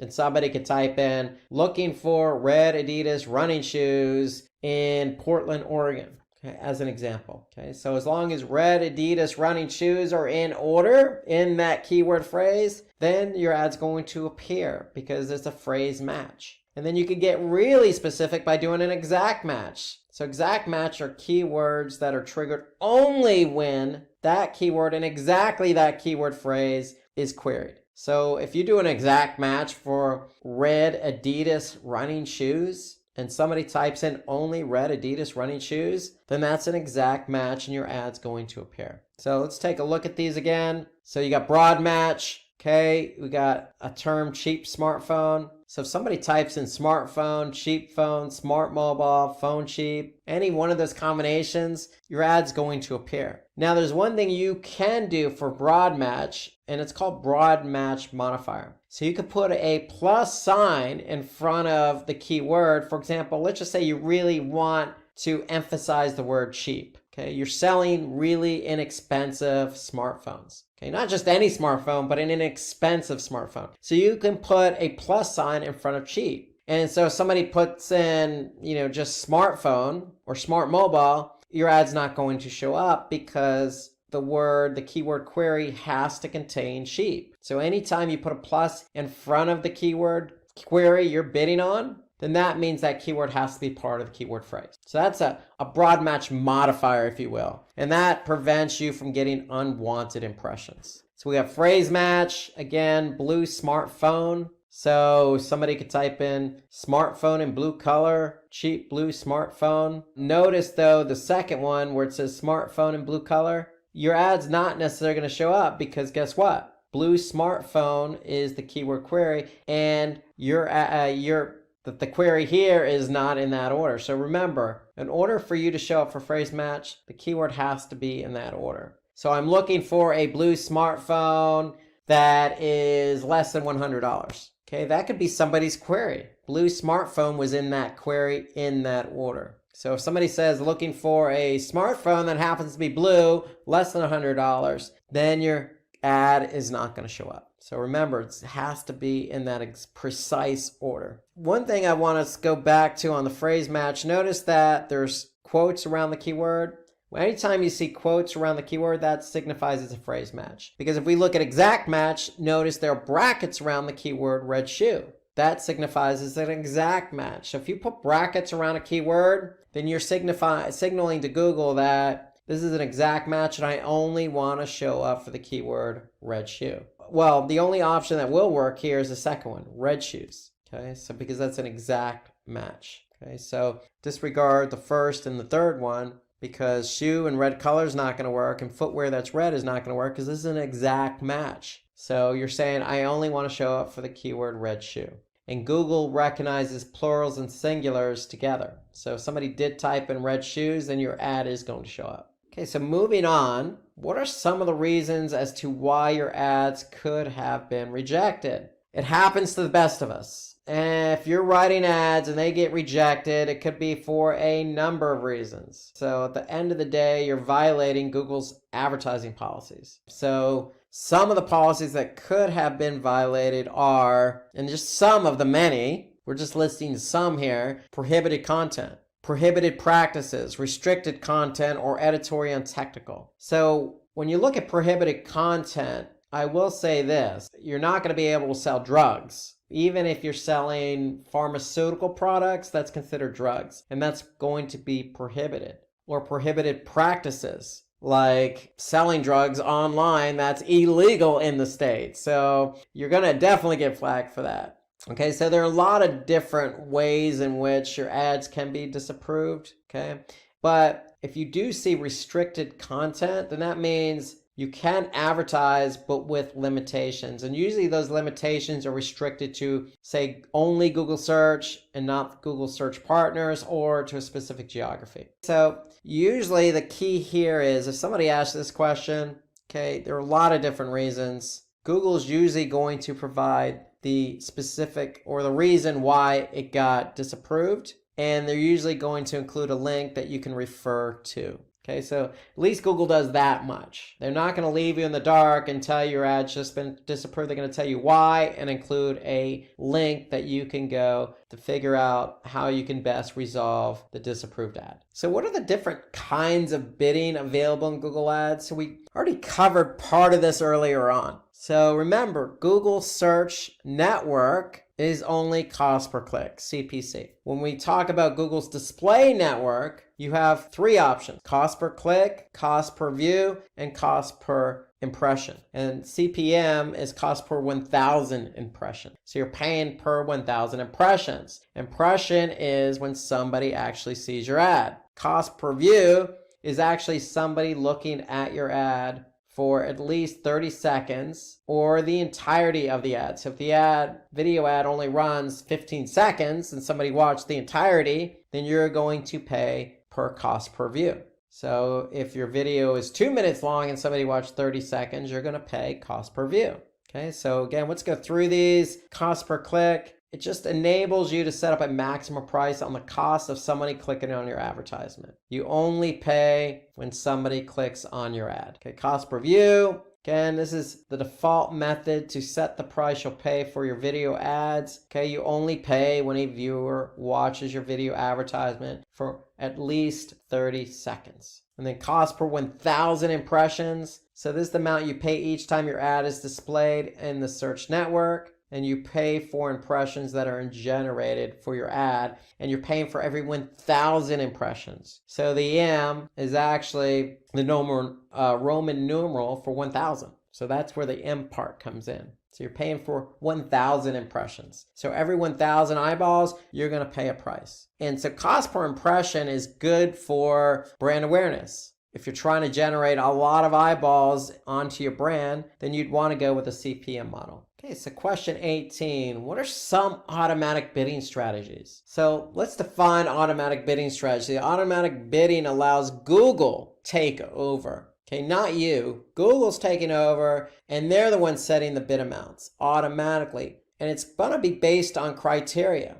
And that criteria is going to be centered around conversions. So if Google bids on your behalf automatically, basically what they're doing is they're collecting data on the behavior of your ads. And so if your ad is likely to get the click or conversion, then Google is going to set the bid amount so you can win that auction in order to get the click or the conversion. So there are different types of bidding strategies. But remember, you have to align a bidding strategy with the strategy of the campaign. So for example, if your goal of the campaign is to increase site visitors, you just want people to click on your ad and go to your website, then you're going to have an automated bidding strategy of maximize clicks. That aligns with your campaign strategy. So this strategy automatically sets your bids to help to get as many clicks as possible within your budget. So Google is going to do its best based on historical performance of the campaign to generate traffic to your site. That's the goal. That's the bid strategy. Okay, let's take a look at some others. So,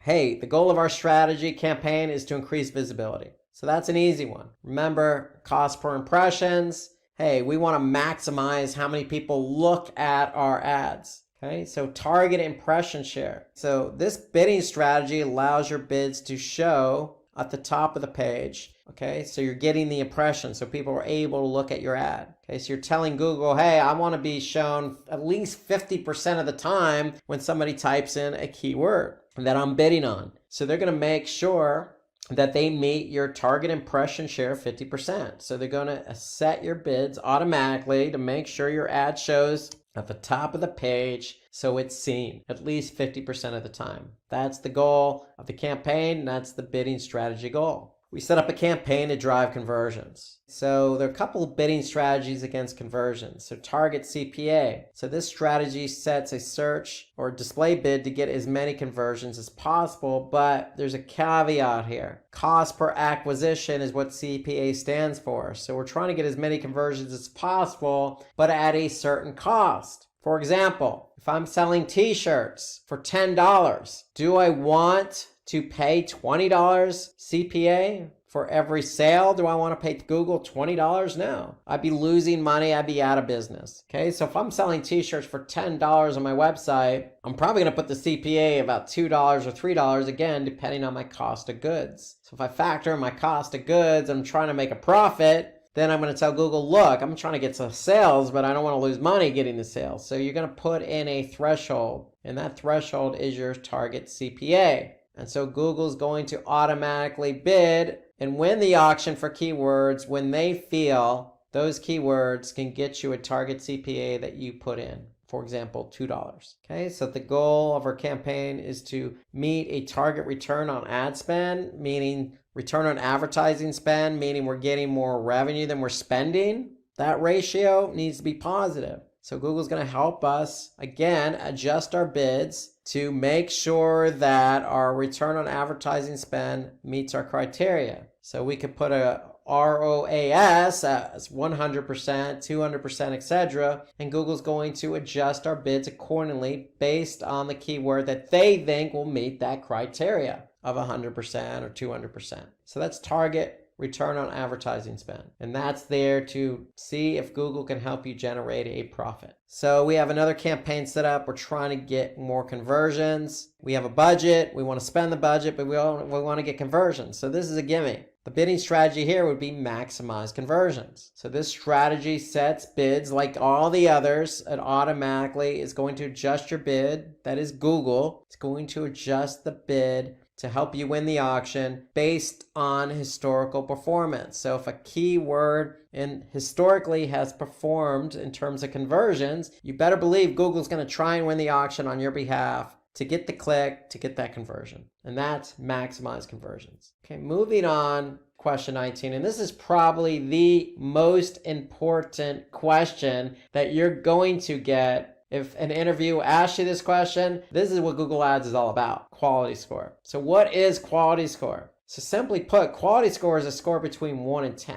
given to every keyword you've been on. And basically between 1 and 10, it's Google's giving you the score, the quality score of that keyword. And so how does Google come up with that score between 1 and 10? Well, there's three main factors here. One is expected click-through rate, the second is ad relevance, and the third is landing page experience. So obviously a higher quality score, the better off you are. Okay, a low quality score, it's not going to bode well for you. And so if you have a low quality score, Google actually will tell you which of these three components you're not scoring very well on. So you're either going to get a below average, average, or above average for each of these three components that make up quality score. And I will tell you this, if I were to divide them up into thirds, click-through rate, expected click-through rate is more important than the other two. So that's about 2/3 of quality score. An expected click-through rate is basically Google saying, look, other advertisers have bid on this keyword and their click-through rate has been historically around, say, for example, 3%. So if you can't get 3%,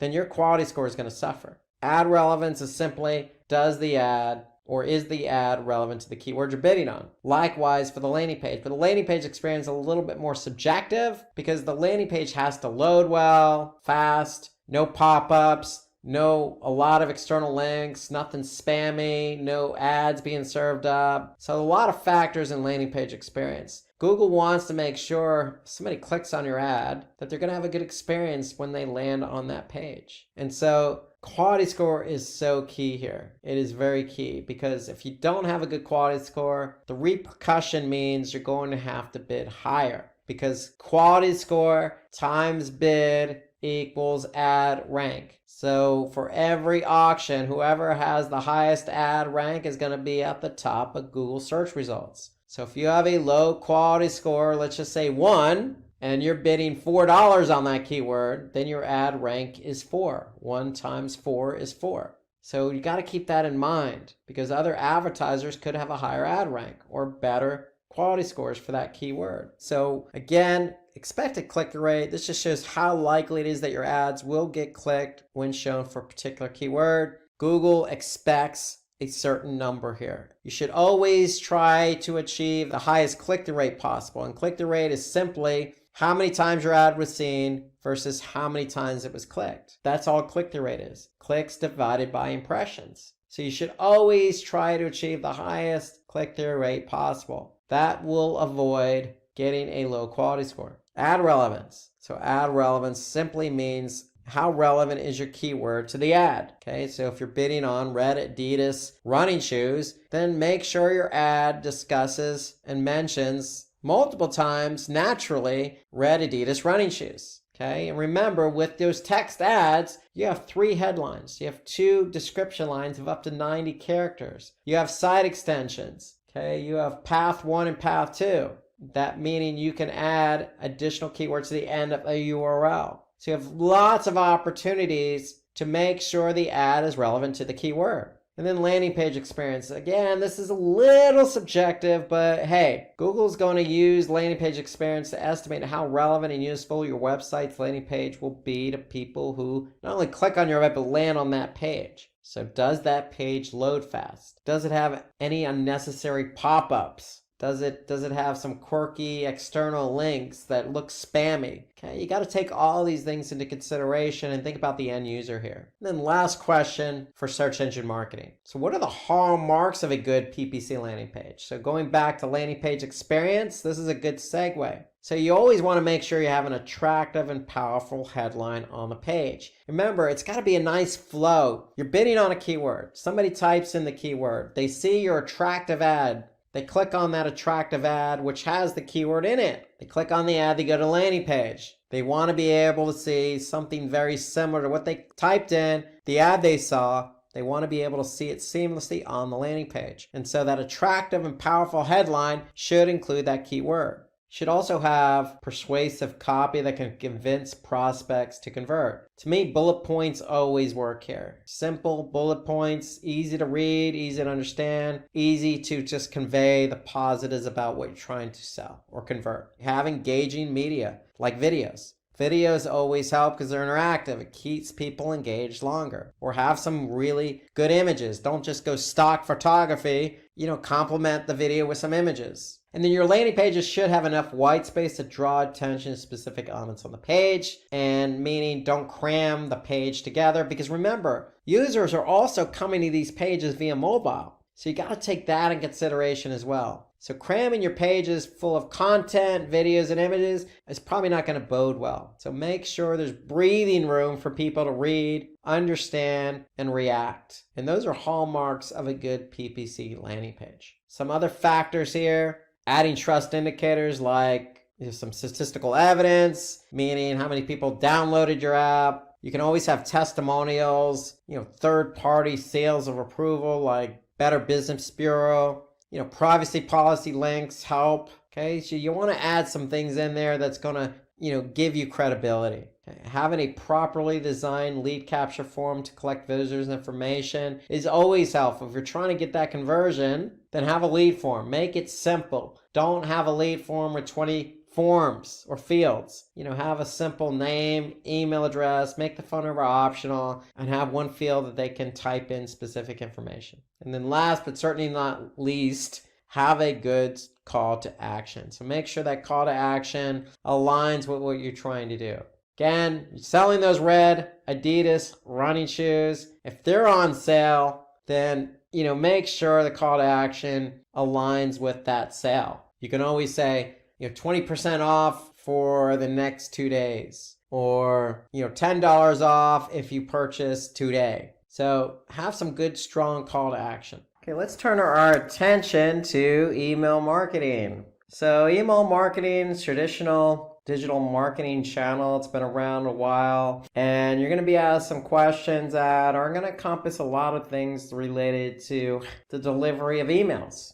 We all check emails on a daily basis. We all receive them. Sometimes we receive emails unsolicited. Sometimes we sign up to receive emails. Sometimes we receive emails from friends. Sometimes we receive emails where we're working or previously have worked. So most people have an understanding of email. However, as a marketer, there's a little bit of a different twist to it. So we have to understand the intricacies of how email marketing works. So you're going to be asked some questions, and really the first question here is, what's the difference between a hard and a soft bounce email? So if you're a digital marketer, you're in charge of sending out lots of emails, let's just say thousands, or it could be in the hundreds of thousands of emails. You're going to get some bounces. And so you really want to know the difference between a hard and a soft bounce. So a soft bounce just means that the email message reached the recipient's mail server but bounced back as undelivered. So think of it as delivering actual mail to a post office. So it actually reached the post office, but it bounced back because maybe the person's email box was full, maybe their account was temporarily disabled, or maybe the email server wasn't necessarily able to handle that email. Now, a hard bounce is an email that is rejected because it's an email when it happens when the email has been permanently rejected. So, for example, maybe the account is no longer valid. And so let's look at some reasons again as to why a soft bounce would happen. So, for example, the inbox is full or the recipient server's down. So it reached the post office, but there was a problem actually getting it into the hands of the owner, so to speak. Where the hard bounce, a little bit different. Let's just say that person is no longer working, their email's been deleted, or the email has been blacklisted somehow. Okay, as spam or something to that effect. So the email server is going to identify that, and it's not even going to reach the recipient. So a lot of different ways in which an email may not make its recipient. So not the most important thing to know here. The important thing to know is, listen, when you send out an email, you got to pay attention to how many get bounced back. And so next question here, what would you do to improve the click-through rate of your email? So click-through rate is simply how many people have seen your email and how many people actually clicked on a link in the email. So if 100 people saw your email but only one person clicked, then it would be a 1% click-through rate. So we want to be able to make sure we have a high click-through rate. So remember, emails are going to people who likely signed up to receive your email. And even if they are expecting the email or they're not expecting the email, you still want to follow some of these best practices here. One is to create a compelling subject line. So you want to make the subject line something that people are going to notice, take note of, or take an interest in, and say, hey, what's this all about? That's pretty interesting, and open the email. So use preview text effectively. Obviously, you want to make your email mobile friendly because most people look at their emails on their mobile phones. You want to create engaging content. Okay, so the content that's in the email obviously is going to have some links. So put some strong call to action in there, and that's one of the bullet points down below. Place a CTA where it's easily visible. So keep in mind mobile users. Most people are going to check that email on their phone, so you want to make sure you have compelling content with good CTAs in a visible location. So always check mobile as well as desktop. Obviously, in your emails, you want to make them as visual as possible. Don't make them so text heavy. You can always segment your emails, meaning if you're sending out an email, let's just say to 100 people, okay, maybe you want to divide it up, boys or girls, maybe old or young, maybe, living in one part of the country versus another part of the country. I mean, those are examples of segments. So break up the email. Don't send it to one mass email to everyone. That way you can personalize the email. If an email is personalized, the chances of somebody clicking on it are going to be greater. And then A/B test your emails. And when we say A/B test, you could send out the same email twice, except one segment's going to say get one version of the email, the other segment is going to get another version of the email. And what are the different versions? Maybe the subject line. So the subject line is different on version A versus version B. Or maybe the call to action is different. So you always want to send out different versions of the same email to a different segmented audience. That way you can actually see which segment or which version got the most clicks. Okay, so next question here is how to inform your customers about company news and establish a relationship with your target audience. Okay, so again, how do you inform your customers about what's going on in the company? And how are you going to establish a relationship with that audience who's receiving that email? Well, newsletters are always the best answer here. So somebody signs up for your email, let's just say they actually purchase a product from you. Newsletters are a great way to reach out to that audience to get them to stay up to date with the latest product or an improved version of the product they purchased. And then that way they can come back and continue to purchase the product. So newsletters are a great way to reach out to your audience and actually talk to your audience. You're not talking to them verbally, you're talking to them via email.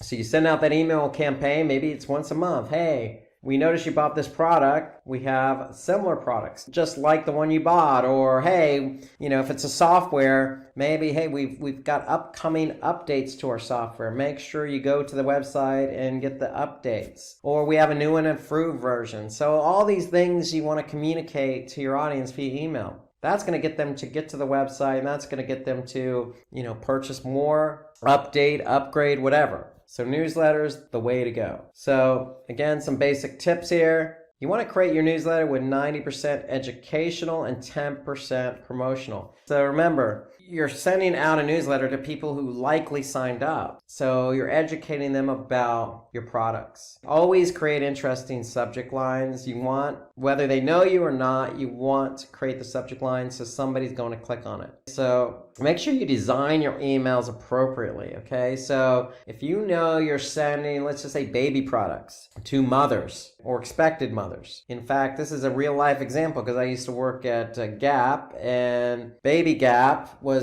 one of the emails groups I was responsible for. So we created an email template with softer colors. Your yellows, your light blue, it wasn't black or dark red or anything that's going to be, heavy. We knew who our audience was and we designed the template accordingly. And of course, using compelling images. So for selling baby products, you're going to put baby product images in there. I mean, it's common sense, but you'd be surprised. You got to pick and choose your images carefully, especially if you're sending to an international audience, because images can be misconstrued. And just like we mentioned with the click-through rate, you always want to have a clear CTA. Always make sure you have a CTA in a visible position, because most people are going to look at that email in a mobile phone. Okay, and then always make sure you include your contact information in the newsletter. So somebody knows where to find you, how to contact you, where to go. Maybe they have a product they want to return. Okay, so you always want to put that contact information. Normally it's at the bottom of the email, but these are all best practices. So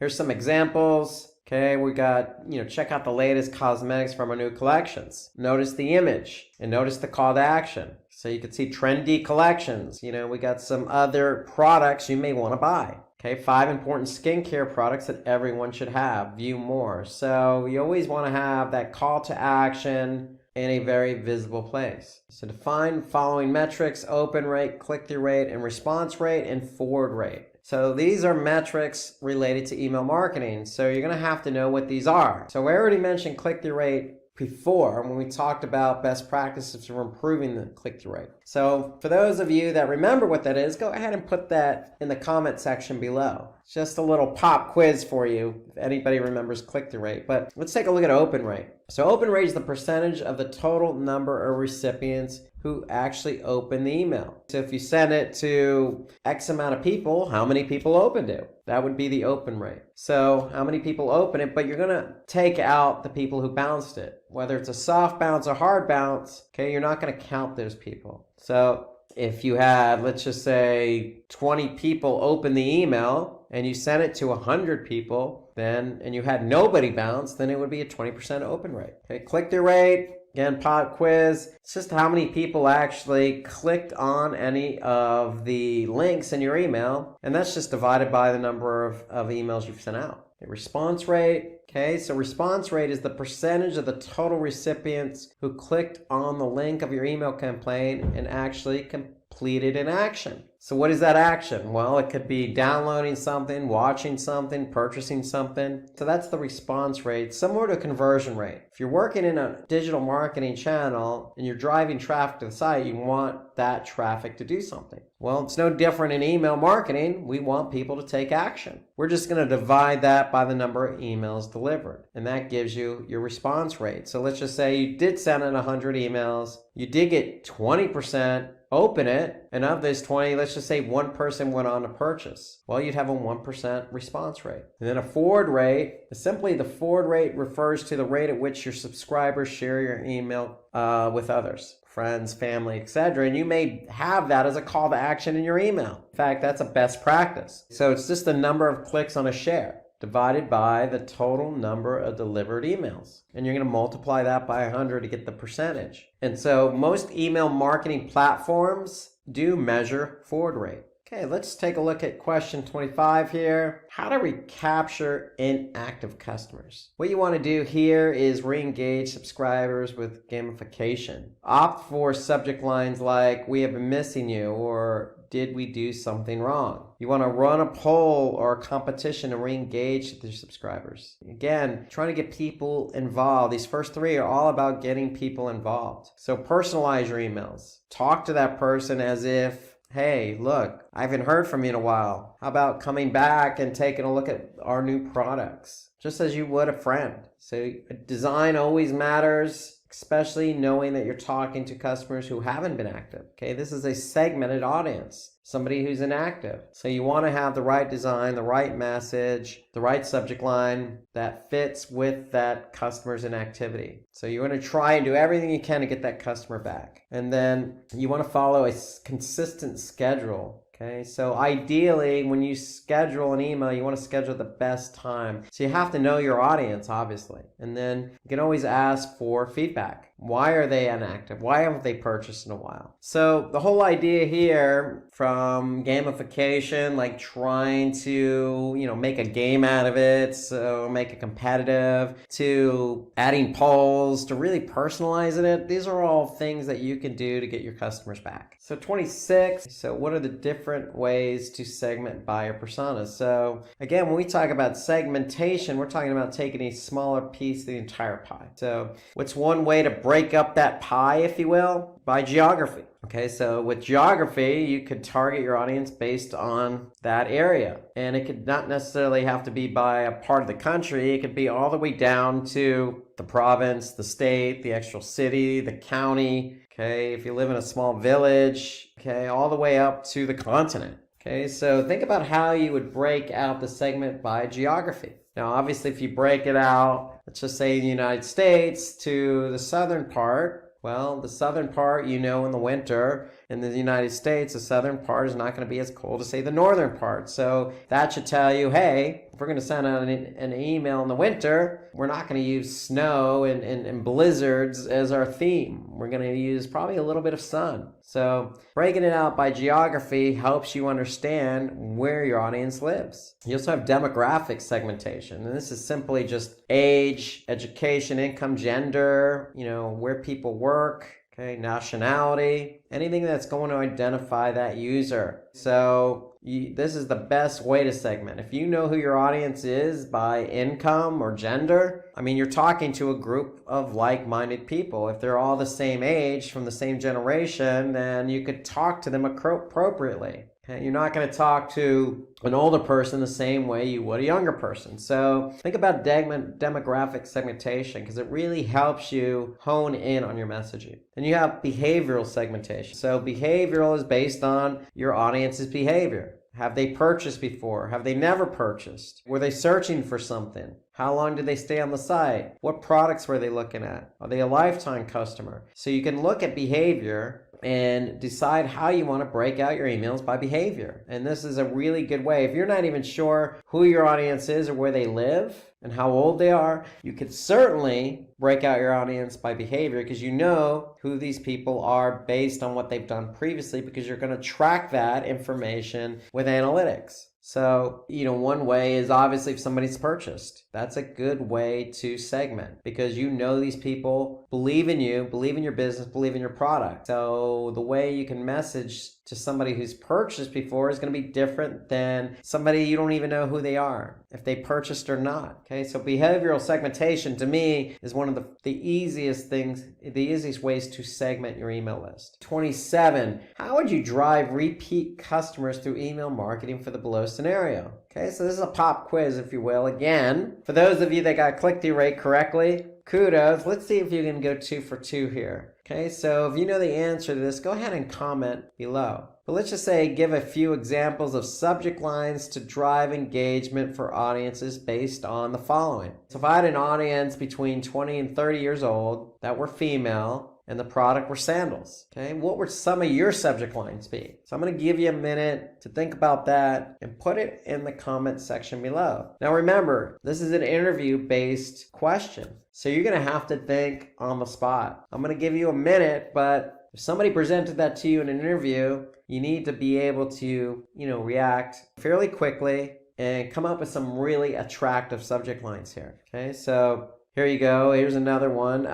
So give a few examples of subject lines to drive engagement for 20 to 30 females for footwear. So you got Friday sale coming up. Buy branded sandals at the lowest price. Okay, so I like this one because it's got a strong call to action. Buy. Here you go. This is even better because 50% off on branded sandals and free shipping.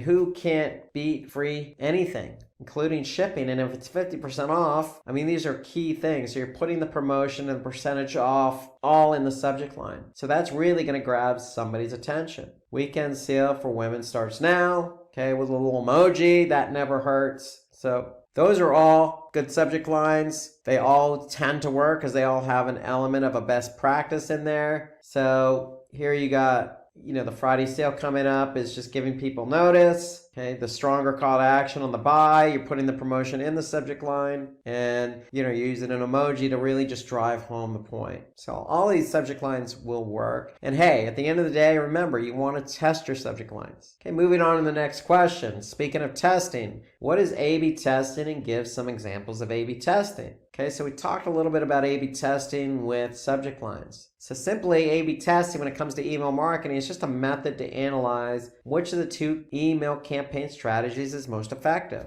Okay, now you're going to do it based on open rate, you can do it based on click rate, you can do it based on response rate. And remember, you're putting one version of the email against another version, whether that be the subject line, whether it be the content, call to action, whatever. So that's ideally what you're trying to do. You're trying to figure out what works for your audience. That's the end goal for A/B testing and email marketing. What's going to work? And I would highly suggest you should always do A/B testing for subject lines. Always. So some of the variables that you can test, again, subject lines. Okay, you always want to try, if you got a promotion, hey, will the percentage off work? Likely it will, but let's test it up against something else, like, a generic word like discounts. You can always test the design. You can always test the personalization, the preview text. You can try out images, call to actions, exclusive offers. What particular offer is going to work? Okay, so if you're testing offers, then obviously that's going to be response rate. If you're testing CTAs, then that's going to be click-through rate. If you're testing subject lines, that's going to be open rate. So you want to be able to test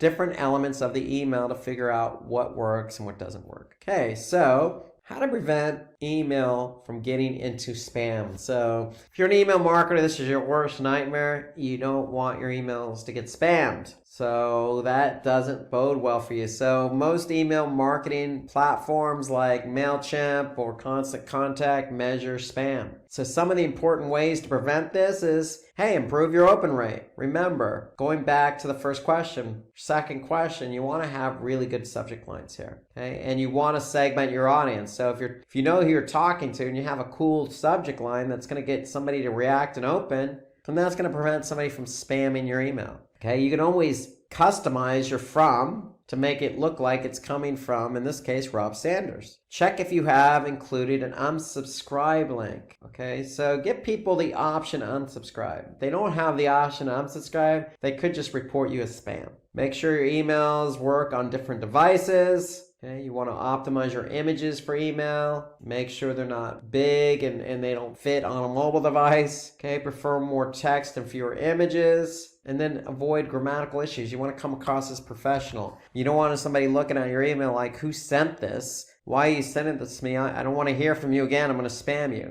You want to prevent that. And that means a professional looking email, professional content with a really good subject line and some imagery to go along with that. Hey, you may just get somebody to open that email and get them to convert. That's the idea behind it. So these are ways to prevent somebody from actually spamming you. And then what are the best practices for email subject lines? So the subject line is probably the most important element in email marketing. So we talked about that little pop quiz with the sandals targeting 20 to 30-year-old women. To me, I like the subject line with the 50% off. So that was a number in the subject line. So people can actually see, hey, wow, I get a whole 50%. That works better than just a discount. Okay, remember, one of those other subject lines had an emoji. So don't be afraid to include emojis in there. For example, when I send out emails using, during the spring, you might want to use flowers, perhaps, to signify, hey, it's spring, winter's over. So personalize the subject lines. Remember, that goes with segmenting. So if you know who your audience is, your subject lines can be a little bit more personal. Okay, so opt for title case subject lines. Okay, so instead of making it grammatical, for example, okay, you want to keep your subject lines short and to the point. Remember, you want to say something that's going to draw somebody's attention. If you make it long and drawn out and boring, then people aren't going to open it. Develop a sense of urgency like, hey, we got 50% off through Friday. So that's a little sense of urgency so people know, hey, if it's Thursday, I better open this email and check it out. And again, grammatical mistakes, that goes without saying. You always want to preview your emails before you send them out. So if you preview your emails before you send them out, have somebody else obviously receive the preview. They can be another set of eyes for you to prevent any mistakes, but also give you feedback on the imagery, the design, etc. Okay, so these are all best practices for good subject lines. Okay, so subject line is the most important element for email marketing. So just keep these in mind. Subject lines and having good subject lines is the way to get people to open it. And from there, that's half the battle. If somebody can open the email, then you've just set yourself up for better performance. Okay, let's turn our attention from email marketing to social media marketing. One of the interesting channels, hot trend channel. A lot of people want to get into social media marketing. A lot of jobs available, but you have to know what you're doing. So let's get into it. And here's some questions you might be asked in an interview related to social media marketing. Social media marketing is very interactive. a lot of people posting information, whether it be a tweet, a post, sharing, liking, engaging, commenting. I mean, there's a lot of things going on in social media. So some of it is going to probably be good. Most of it's probably going to be good, but every once in a while, you're going to get a negative comment. So you're probably going to be asked this question: how do you respond to negative comments? Well, very simple. You got to be quick to acknowledge, okay? Don't sit on it. Don't waste time, hem and haw on how you're going to respond. You really have to acknowledge the comment and start the process of constructive engagement to turn the negative experience into a positive one. So let me just expand on that for just a second. We know you like your brand. We know you like your product. We know you're very proud. We get that. I'm proud. I like to defend sometimes my beliefs. However, you got to put that aside when it comes to social media. Why? Because everybody is watching you and everybody can read what you write. So the spotlight is on you, not necessarily the consumer, the customer who wrote the negative comment. So you really have to be cognizant here and conscientious of what you post in response. So be quick, but be constructive, because you want to turn that negative into a positive. That's really what it's starting with. So how do you do that? Well, how do you be constructive? Well, see it from the customer's point of view. Take off your ownership hat, if you will, your manager hat, and put on the customer's hat. Always look at something from somebody else's perspective. Try to understand why that person wrote that negative comment, and ask yourself how you can make it right. So if you're the customer, and you're a customer when you go to the store and buy food. You're the customer when you go to the store and buy clothes. When you buy a car, you're the customer. So ask yourself what you can do to make it right while you're thinking in the customer's perspective, or looking through their eyes, if you will. To me, it's not an easy thing to do, but it's something you have to do. Okay, so always look at it from a customer's point of view, and then take it out of the spotlight. So really, because everybody's looking at you, waiting to see how you respond. And remember, this customer that wrote the negative comment can certainly share your comments to the world. So you got to be really, really careful. I mean, how many times have we seen on YouTube, poor customer experience going viral on via video? So you just got to really be careful here. So take it out of the spotlight. So offer to resolve the customer's problems in an appropriate forum.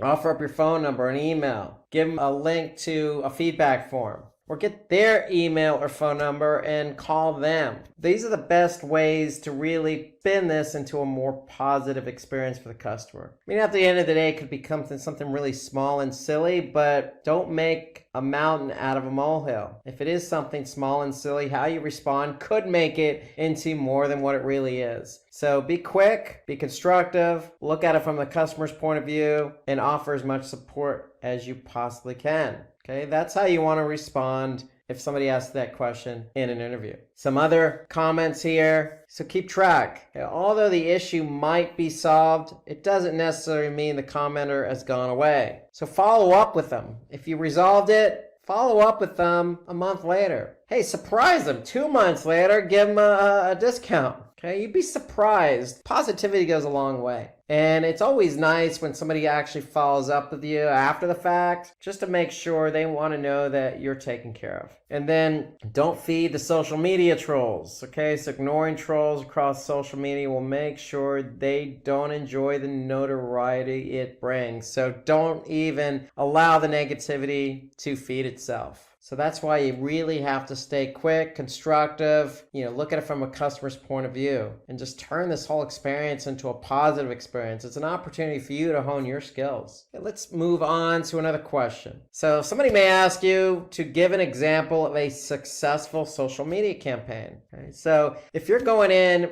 to interview for a social media manager job, you probably want to do your homework in advance. Look at what other people have done. So here's a good example, Spotify. You can see the Spotify ad here with Ed Sheeran. Spotify mined the search and playlist data of its user base to develop a thematic branded ad experience on billboards in 18 markets around the world. First of all, let's just take this and break it down. Ed Sheeran's popular. You can see here, be as loving as the person who put 48 Ed Sheeran songs on their I Love Gingers playlist. So messaging is everything. Okay, and then you could see what Spotify did. They mined the search and playlist data of its user base. Okay, so they try to understand their audience. Going back to email, you got to understand your audience. Okay, then they use that to develop a branded experience on different markets around the world. So they took an audience and they really marketed this around the world, okay, to something that was really hot and trendy. I'd love to see how this thing actually performed. My guess is it did perform fairly well, because when you're Spotify, you're going to pick something hot and trendy to get people to react. And so to me, this seems like, just on the surface, a very successful social media campaign. Here's some other things. You can see these ads were featured on the sides of buildings, subway platforms, along busy streets. So it wasn't just digital per se. I mean, they really went full bore on the billboards. And those billboards were everywhere, on the sides of buildings. Again, in 18 different markets. So you can see it wasn't just necessarily Ed Sheeran per se, but, you know, they had some good messaging. Enjoy green light at every red light. That's pretty cool, I guess, if you're stuck in traffic in the middle of a city. Less fake news, more fake magic. So they really took and honed in the type of music, put some good messaging behind it, and really put it out there. So it doesn't always necessarily have to, necessarily be digital per se. But what they did was they did post this on the sides of buildings and subway platforms and throughout different city streets for maximum visibility for their fans to upload to their social media. Okay, so do your homework, okay? And on this next question, you certainly want to do your homework. So if you're a social media manager, you're probably going to be involved in some Facebook advertising, okay? So this is a basic straight up question. What are some of the different types of ads you can run on Facebook? You know you can do single image ads. Most of us have probably seen that. You can do multi-product, lead ads, slideshows, collection ads, video ads. I mean, you got all sorts of a variety of different ad formats here. Okay, so let's take a look at these ad formats. Single image, again, most of us have seen it. Okay, it's just simply a single image that, allows you to put some text at the top, a link at the bottom, or a link to your website or your Facebook page, and a strong call to action. Okay, so Facebook has that built into their ad platform. Okay, so the ad images need to be 1200 by 628 pixels. That's a pretty nice size image. Multi-product ads. So multi-product ads are represented in carousel form. So basically it allows you, the end user, to view the range of products just by scrolling. And notice each one of these products has a call to action. So here you can see Simplilearn offering up all the different courses they have to offer. So if you have a customer that has multiple products, this is probably the way you want to go. So video ads are very popular on Facebook. So video ads usually range from a few seconds all the way up to 120 minutes. And again, video is very engaging. If you have video, use the video, okay? Because they receive about 10 to 30% more views than other forms of ads, okay? Who doesn't like engaging with video? Pretty simple. You have lead ads. So lead ads allow you to obtain user details like name, phone number, email, right in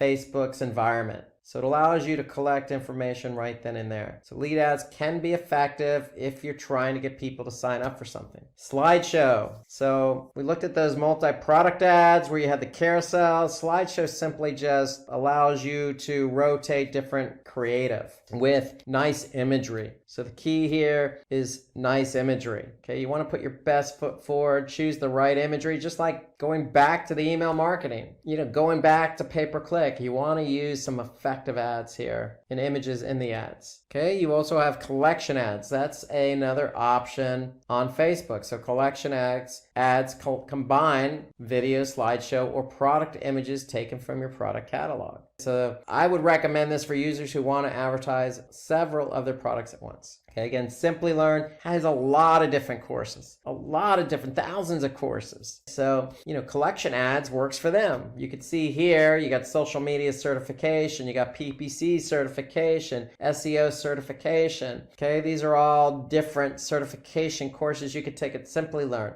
And they want to go ahead and promote all those courses together. So lo and behold, collection ads offers the best option here. So pay attention to those different ad formats on Facebook. Okay, next question. How can you use the holiday season for social media marketing? Well, this is a nice segue from the previous question because you have on Facebook all these different ad types. So you could change your ad placements to ones lesser used by other advertisements. You can also set up clear, simple, and compelling offers for your users. It's the holiday season, you're likely going to have some sales. And again, make sure your images have under 20% of text. Okay, that's a standard across the board. But again, you want to have nice imagery. So think about all those different ad formats on Facebook. Think about the holiday season and how you can accentuate your ads here. Okay, I'm thinking video here. I'm thinking a promotion in the video. I'm thinking a collection ad where you can run different products, maybe with a promotion with some nice imagery during the holiday season. So you definitely have a plethora of options, not just on Facebook, but across social media for the holidays, because normally you're going to have promotions. Some other things you can do to really maximize the holiday season for social media, and that's make advertisements emotionally resonate with your audience. The holiday season is a time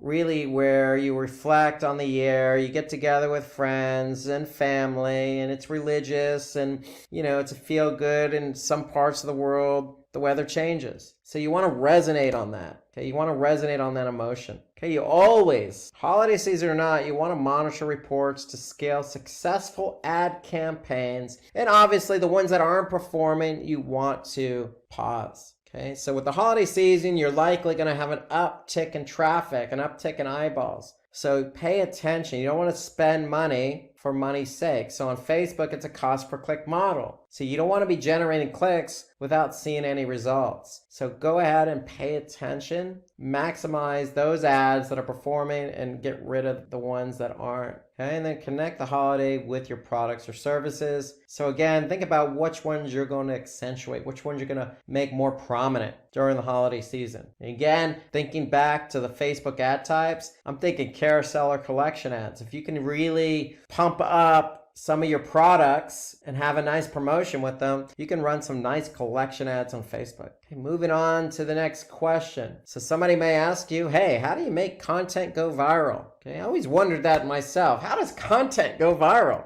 It's a great question. So really, you're not necessarily in control, but you can certainly do some things to make it more appealing for the end user to go ahead and share it. I mean, that's what going viral is, right? A lot of people sharing it because the more people that share, the more people are going to look and find it just as enticing, and they're going to turn around and share it. So how do you start that process really is what it comes down to. Well, create short form content. Short form content is more likely to go viral. In other words, a 10-minute video is probably not going to resonate with somebody. Something cute, funny, interesting, unique, out of this world in 15, 30 seconds is probably going to go viral. So what does that mean? Make the visual content like images and video. It works better than bodies of text. So make sure those images and video are really compelling. And then run giveaways to draw attention and generate brand awareness and engagement. So you can always incentivize your users with a giveaway or some type of promotion. That's going to maybe pique somebody's interest. Share it with 100 friends and get 10% off as an example. So these are some of the things you can do to make it go viral. Of course, if you're trying to get something to go viral, you definitely want to monitor behavior and then tweak once you figure out how it's performing.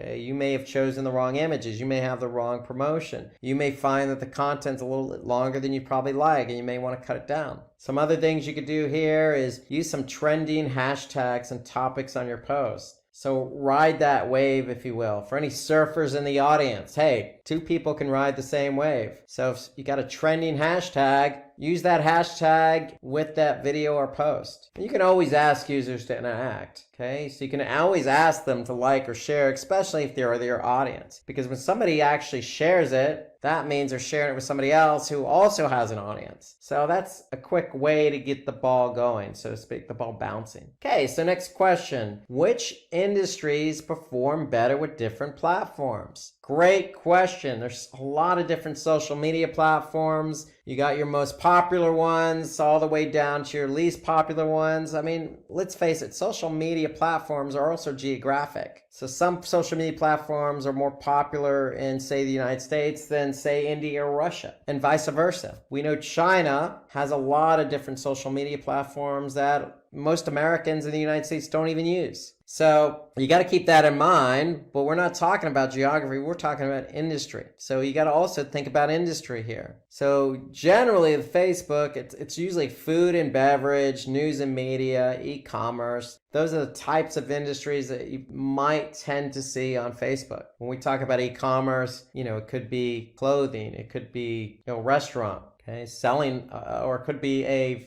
food company selling, foods and beverages. You also have Instagram. So Instagram tends to be more beauty, food and beverage, e-commerce. So when we talk about beauty, we're talking about clothes, we're talking about makeup, maybe shoes, dresses, unique styles. I see a lot of that on Instagram. And then LinkedIn, for example, generally works with, for me, I look at LinkedIn as B2B. Okay, so anything, interesting in a specific industry, you're probably going to see some news items and updates on that. Tips and best practices, and of course, jobs. A lot of recruiters on LinkedIn. So LinkedIn's a good place for you to really put yourself out there to find that job you seek, that social media manager job. Okay, so here's a breakdown, if you will, of the top 5. Again, in the United States, for those users who are watching this from another country, you may find, I'll be interested if you could get some feedback here, in the comment section of the video. Go ahead and put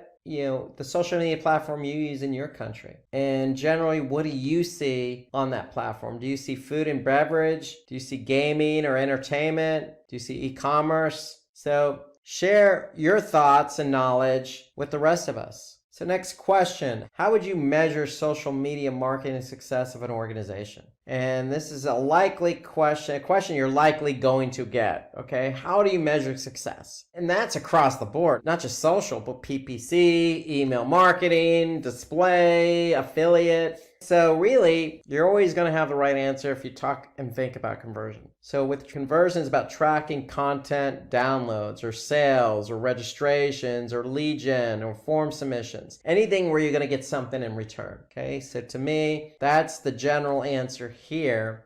How do we measure success? Well, it always depends on strategy. But if you're trying to get a sale from Instagram based on your beauty product, or you got a promotion you're running on Facebook and you're running a lead form type ad, okay, are you getting people to enter in details on the form submission? So you always want to track conversions from that perspective. Okay, you also have engagement. Okay, so your strategy may not be conversion. Maybe your strategy is simply brand awareness and engagement. You want to know how many people participate in the conversation, for example. You may post something that's really, hot trend. It's trending, it's political, it could be business, it could be a world affair. You want to be able to measure how many people react. How many people comment, reply, repost, retweet, share, like, etc. So engagement metrics vary across different social media platforms, but basically, when it comes to engagement, you can measure it. It just has to align with the right strategy. You also have awareness. Again, if you're just simply in it for brand awareness, okay, it's all about how many people are actually looking at it, the total volume of people, okay, and how widely your message is spreading. Okay, what's the reach? It could also be just simply traffic to your website. So you can certainly track traffic to your websites by clicks or shares. So it doesn't always have to be about conversion or engagement. It can simply, hey, we want to drive traffic to the website. So 37, what are some things to focus on when advertising on Twitter? Okay, you can advertise on Twitter. Whether you knew that or not, now you know Twitter is a platform where you can pay for advertising. So what do you want to focus on when you do advertise on Twitter? Well, you want to emphasize urgency to make sure users take immediate action. You want to express discounts and percentages. Why? Well, because you're limited in what you can say on Twitter. You want to avoid using hashtags that don't pertain to your brand and product. I know that may sound like common sense, but remember, you're advertising in here. So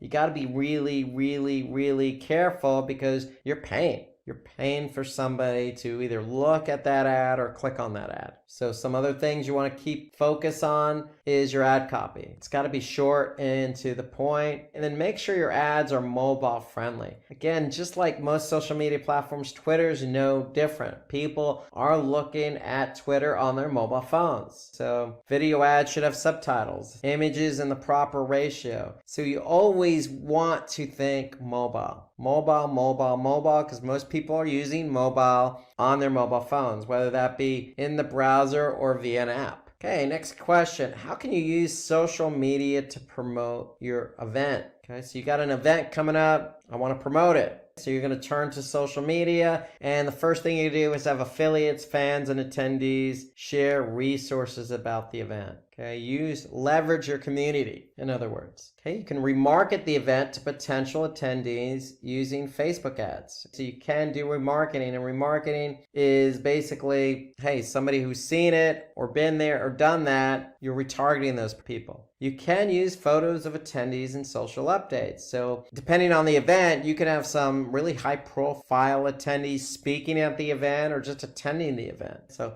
use photos to drive excitement about the event. Okay, you can create a uniform hashtag that can be shared across multiple channels. You can mention the event, all social media bios, so don't just limit it to one.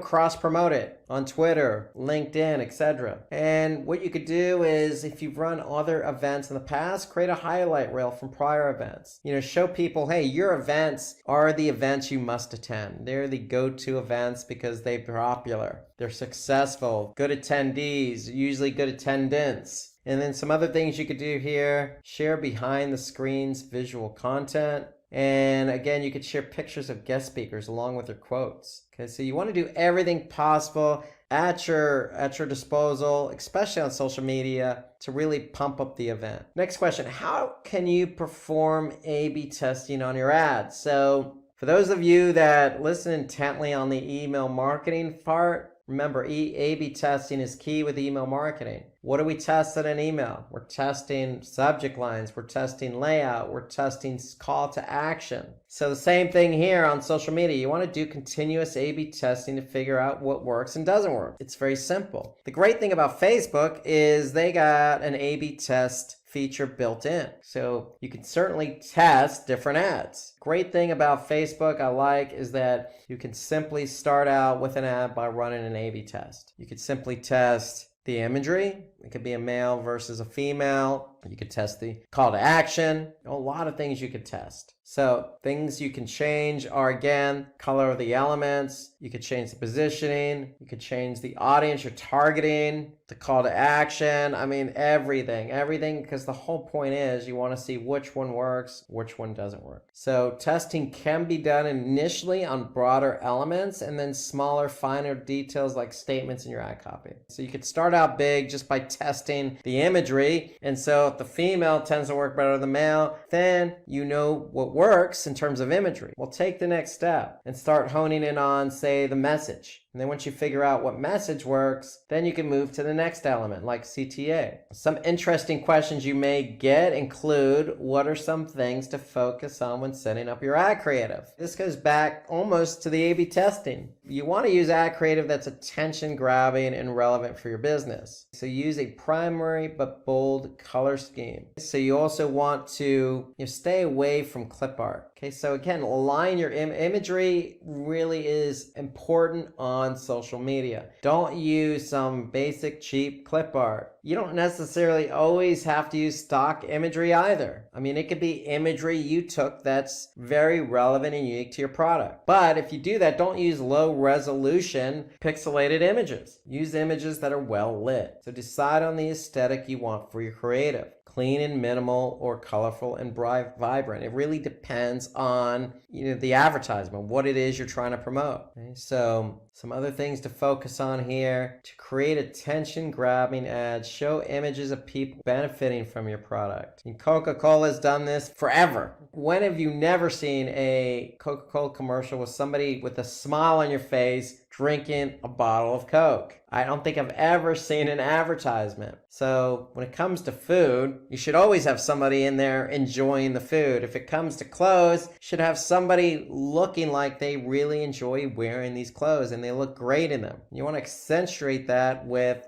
some nice coloring, sticking with your brand guidelines. Okay, so imagery really is important here. So you do need to make sure the ad works for your brand without requiring explanatory copy. The image should basically speak for itself. Okay, so let's finish up with content marketing. Content marketing, another big digital marketing channel, a lot of work out there. So if you're going in for an interview, let's review some of the questions you may get asked. Okay, so starting out, what are the essential components of a good web content? Okay, so essential components. Okay, so what do we want our content to do? Well, we want it to be useful. So web content should be written in a way which caters to what the reader wants. Okay, so somebody's not going to read your content if it's not useful for them. Okay, this because it affects reader engagement. Okay, so if it's not interesting, it's not useful, somebody's just not going to read it. Plain and simple. It also has to be engaging. So listen, even if it is relevant to a user, you still have to write the content so it's engaging. So you want to add elements like imagery, videos. Hey, you could even turn your content into an infographic. Okay, you want to do something that's going to be engaging for the user. If it's engaging, they're going to read it and engage with the content. Okay, and then good content should have some call to action. So content must be written in a way that can drive call to action. Okay, so if you're writing a blog post, I've seen a lot of blog posts just simply start and end with good content, but it doesn't leave the user with anywhere to go. So have that call to action. Put some internal links in that content. Give somebody a place to go after they're done engaging with the good content that you write. Okay, so some other things to think about, some other components for good content. Well, credibility. So, anybody can write, but are you writing about something you know what you're writing about? Are you a good talking point, a good expert, or have experience about this content? So you also want to use, information from a legitimate source. Okay, so you don't want to grab something and use it in your content that's just not legitimate, because it does hurt your credibility and the organization's credibility. And then also originality. Write something that nobody else has written. So obviously you don't want to plagiarize, because if you plagiarize, then there are tools out there where people can easily just put their content in there to see what else is out there, see if somebody else has plagiarized it. So it's very easy to find people who plagiarize. So don't be that person. What I would recommend, create a good content calendar and come up with some ideas before you write them. Next question related to content marketing. So what are the types of content you can create? Well, there are a lot of things you can create. Start with the blog. Blog, to me, is always a great place to start. It's a blank canvas for your ideas, your thoughts, your opinions. Okay, that's a great thing about a blog. It accentuates personality. You can create a video. Videos are always engaging. You can create an infographic. Infographics to me are, a hidden gem. Instead of somebody reading the same old, you're laying this out in a very visual way that's easy to understand. Create a case study. Okay, so if you're digital marketing expert, done social media for another client, write about it. Show the successes, show that you are an expert, show that you've created successful campaigns in social in the form of a case study. You can create a white paper. White papers are good educational pieces. You can also create an ebook. Okay, ebook, hey, if you have a lot of content, you want to lay it out, an ebook's a good way to go. You have a lot of choices here when it comes to content, a lot of choices. Okay, so what are the advantages of having a content calendar? So I alluded to that just a couple of seconds ago. So let's really break this down here, because content calendars to me are so important. Well, first of all, calendar part of content calendar allows you to think about dates. So if you're planning something, you're going to have important dates in mind. Okay, so content calendar, it almost ensures you don't miss anything, that's a good opportunity for you to leverage, like, Black Friday, Cyber Monday. It's probably important when those days are if you're in e-commerce. So that's why having a content calendar helps. It helps you plan out your content based on important dates. or based on dates that work for what you're trying to do. They also help because you could stick to a consistent schedule. Okay, so if you don't have a content calendar, you're probably just arbitrarily writing content here and there. Well, what if your users crave and really engage with the content? They're going to want more. Sticking to something consistent is going to really get people to come back for more. They know when you're going to post. They're going to be waiting for it. And if it's every Tuesday morning at 8 o'clock, hey, post it Tuesday morning at 8 o'clock. Your users will get used to that schedule. And it does help build up your following. It does help build up your community. And in the end, cultivates a long-lasting relationship. Okay, and then having a content calendar also allows you to mix up your content. Okay, so you can see and plan ahead different types of content in different formats. That way, it allows you to mix it up. Okay, whether it be a blog post, an infographic, a video about different topics. Okay, some other advantages here: saving time. It just allows you to prepare for the future. When you can prepare, you're efficient. And when you're efficient, you're not wasting time. And so to me, having a content calendar is a must, because a lot of us are busy. Who has time? And especially if you're going to work in a new company, so let's say writing content, you definitely want to have a content calendar, because you're going to want to use that time to efficiently plan. This is a new company you're going to start working at. You want to understand who this company is, what they've done in the past, what you haven't done, and what you want to do. Okay, so all of that helps you plan and prepare, and it saves you the time and effort and hassle down the road. And then at the end of the day, you want to be able to figure out what works. So planning your posts puts less strain on you and your team members, as well as company resources, because when you plan and you post, you're going to get data. And then when you get data, it's either going to work or not work. And if it doesn't work, then you know in the future you're not going to put that piece of content or that topic in the content calendar again. It's that simple. Okay, some other advantages: fresh content. Okay, so having a content calendar allows you to always keep content fresh. Again, you're going to be on a consistent schedule, and you're not going to be writing about the same things over and over again. So it could be just simply Twitter. If you're putting a content calendar and together for Twitter, well, you don't want to have the same tweets every other day. So it does ensure that you're getting tweets out there that are fresh, that are new, that are different. And again, figure out what works. A content calendar makes it easier to measure results and optimize performance. So you always want to,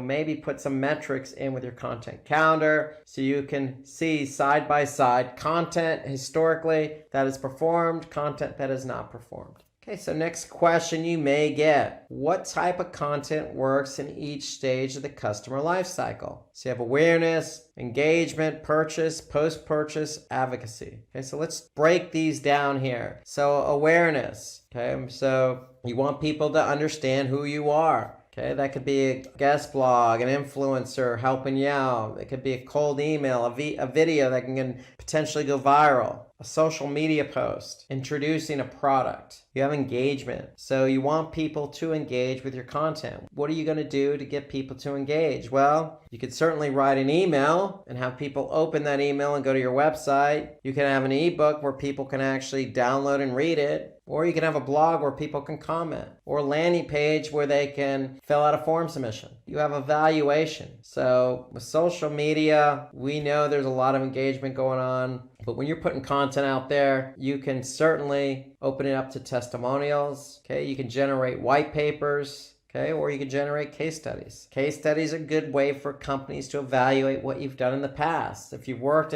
for a specific product in the past and it's worked, you certainly want to put that out there for potential clients in that same industry. Purchase. Trying to get people to purchase, what are you going to do? Well, you can certainly have landing pages, a nice website, a nice shopping cart with some nice content. Okay, onboarding emails. Get those emails out there and get people to go back to the website and purchase. Of course, you can have product and service details as well, meaning, one page downloadable PDFs that describe the product. Okay, you have post-purchase. Okay, so people who've already purchased, you can certainly send out follow-up emails. You can do blog roundups, give people an opportunity to see what features or updates are happening to the product. Okay, of course, case studies of repeat customers or content types that detail a new feature or service. Okay, so if somebody's already purchased, hey, you may want to send them some content of another product that complements the product they bought. So a lot of things you can do to engage with your user who's already purchased. And then advocacy. You want people to help you out here. So have the user generate the content. You can have exclusive discounts for your community. They're going to be your advocates, so give them exclusive discounts. And then pictures of customers engaging with your products. Okay, who's not going to share that? So you're going to have people share that information.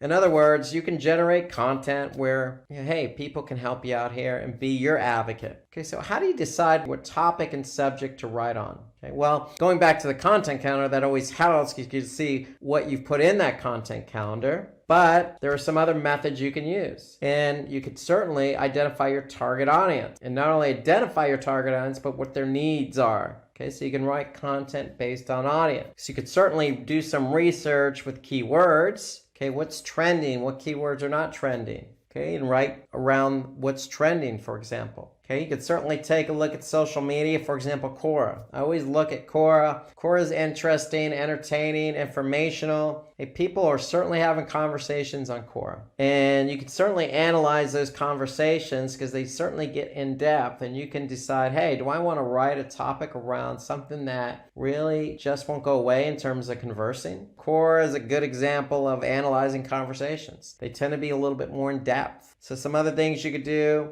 you can look at your competitors and what kind of conversations are happening on your competitors' blogs or your competitors' social media platforms and pages. You can keep track of blogs and articles from subject matter experts, commentators, critics, and so on. Okay, so you can get ideas from them. Another question you may get, which is very important, if you're going to start working for a company, you need to understand the tone of your content, because that is going to fit and be in line with the company you're working for. Okay, so you're always going to have a brand personality. So the characteristics of a brand are the guidelines based on which the content strategy is developed. The tone of the content must align itself to the content strategy. Your audience profile. So you need to determine who your audience is. Okay, and how the brand wants to be seen by that audience. So, if you have an older audience, you're not going to use younger audience, i.e. street lingo or today's lingo and the younger generation. You're going to use language that's going to fit the audience you're talking to. And then, of course, the channel itself. So the content you create must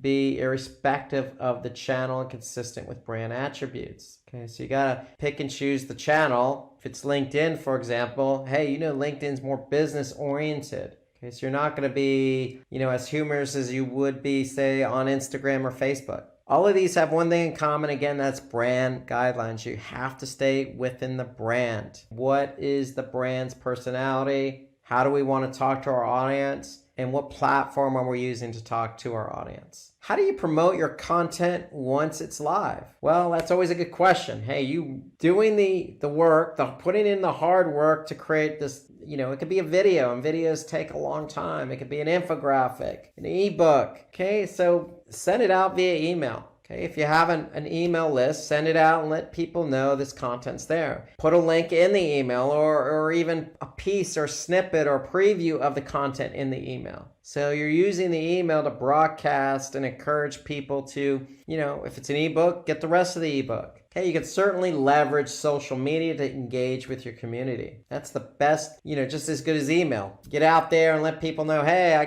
got my book published. Come and download it. You can give a discount to the first 100 people that download it. Okay, you can always promote your content via ads. So whether that be Google or Facebook, you always have an opportunity to be more prominent by advertising the content that you have to offer. So you can always reach out on social media, again, targeting interesting people directly. So you can always interact with people on social, Or you can write for others. Attract people from the web to important pages of your website by guest posting. So you can always go onto a popular blog post and write something and, link it up or have it be relevant to the content you've written. So next question, how can you determine how well your content is doing? Okay, very important. Again, you've done all the work. You've put the content calendar together. You got the content ready to go. It's published. You're promoting it. Social, email, guest blogging, but you want to determine how it's doing. Well, depends on the channel, really is what it comes down to. So if it's organic search, you want to be able to see if it's ranking for the keywords you optimize that content for. If it's social, you want to be able to see if you have engagement, shares, comments, etc. Of course, you can always look at analytics and see how much traffic that blog post is getting, or that page with the white paper is getting. Okay, so you can always look at your analytics and look at the traffic. Okay, and again, you can always look to see if there are conversions in the form of an inquiry or lead or sale. So at the end of the day, you want to align the content with the channel and you want to align the KPI with the content in channel. Okay, so if it's social, you're not likely going to get conversions unless you're doing paid ads. If you're posting organically on social, then you're probably going to get some engagement. So you have to align the right metric with the right channel. What are the steps involved in the content marketing process?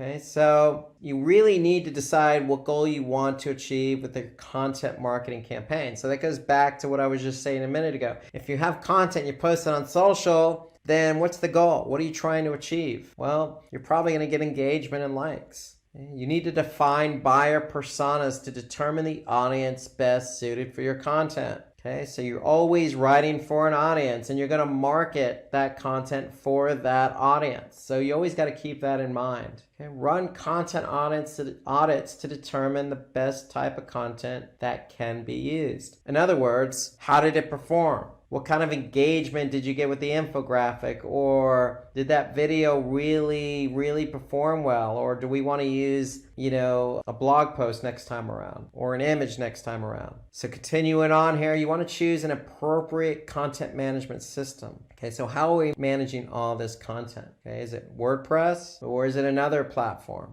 Okay, you could start brainstorming for ideas for new content. So again, that goes back to the content calendar. You leverage your content calendar to always create ideas for new content. Okay, then you want to settle on a particular type of content that you want to create. Okay, so once you come up and you're managing your content, you come up with some ideas, then you obviously want to choose the format. And then, of course, you want to publish and manage your content after it's all said and done. So these are the steps involved. Again, just quickly decide on the goal, the KPI, decide on your audience, look at what's worked and not worked in the past, get your content set up in the platform, okay, or get the platform ready to go, I should say. Okay, generate ideas with that content calendar, or ideally go to the content calendar for the ideas. Choose that type and then publish and manage. And when I say manage, I mean, again, going back to analytics or going back to the KPI that you align with that content to see if it's performing or not. Okay, so next question here. How do you target the right audience for your content? It's a very good question. You're not writing content for everyone. Let's be honest here. So you have to collect demographics of your target audience based on who's coming to your website, based on who's subscribed to your emails, based on who's following you on social media. So in other words, you have people interacting with you,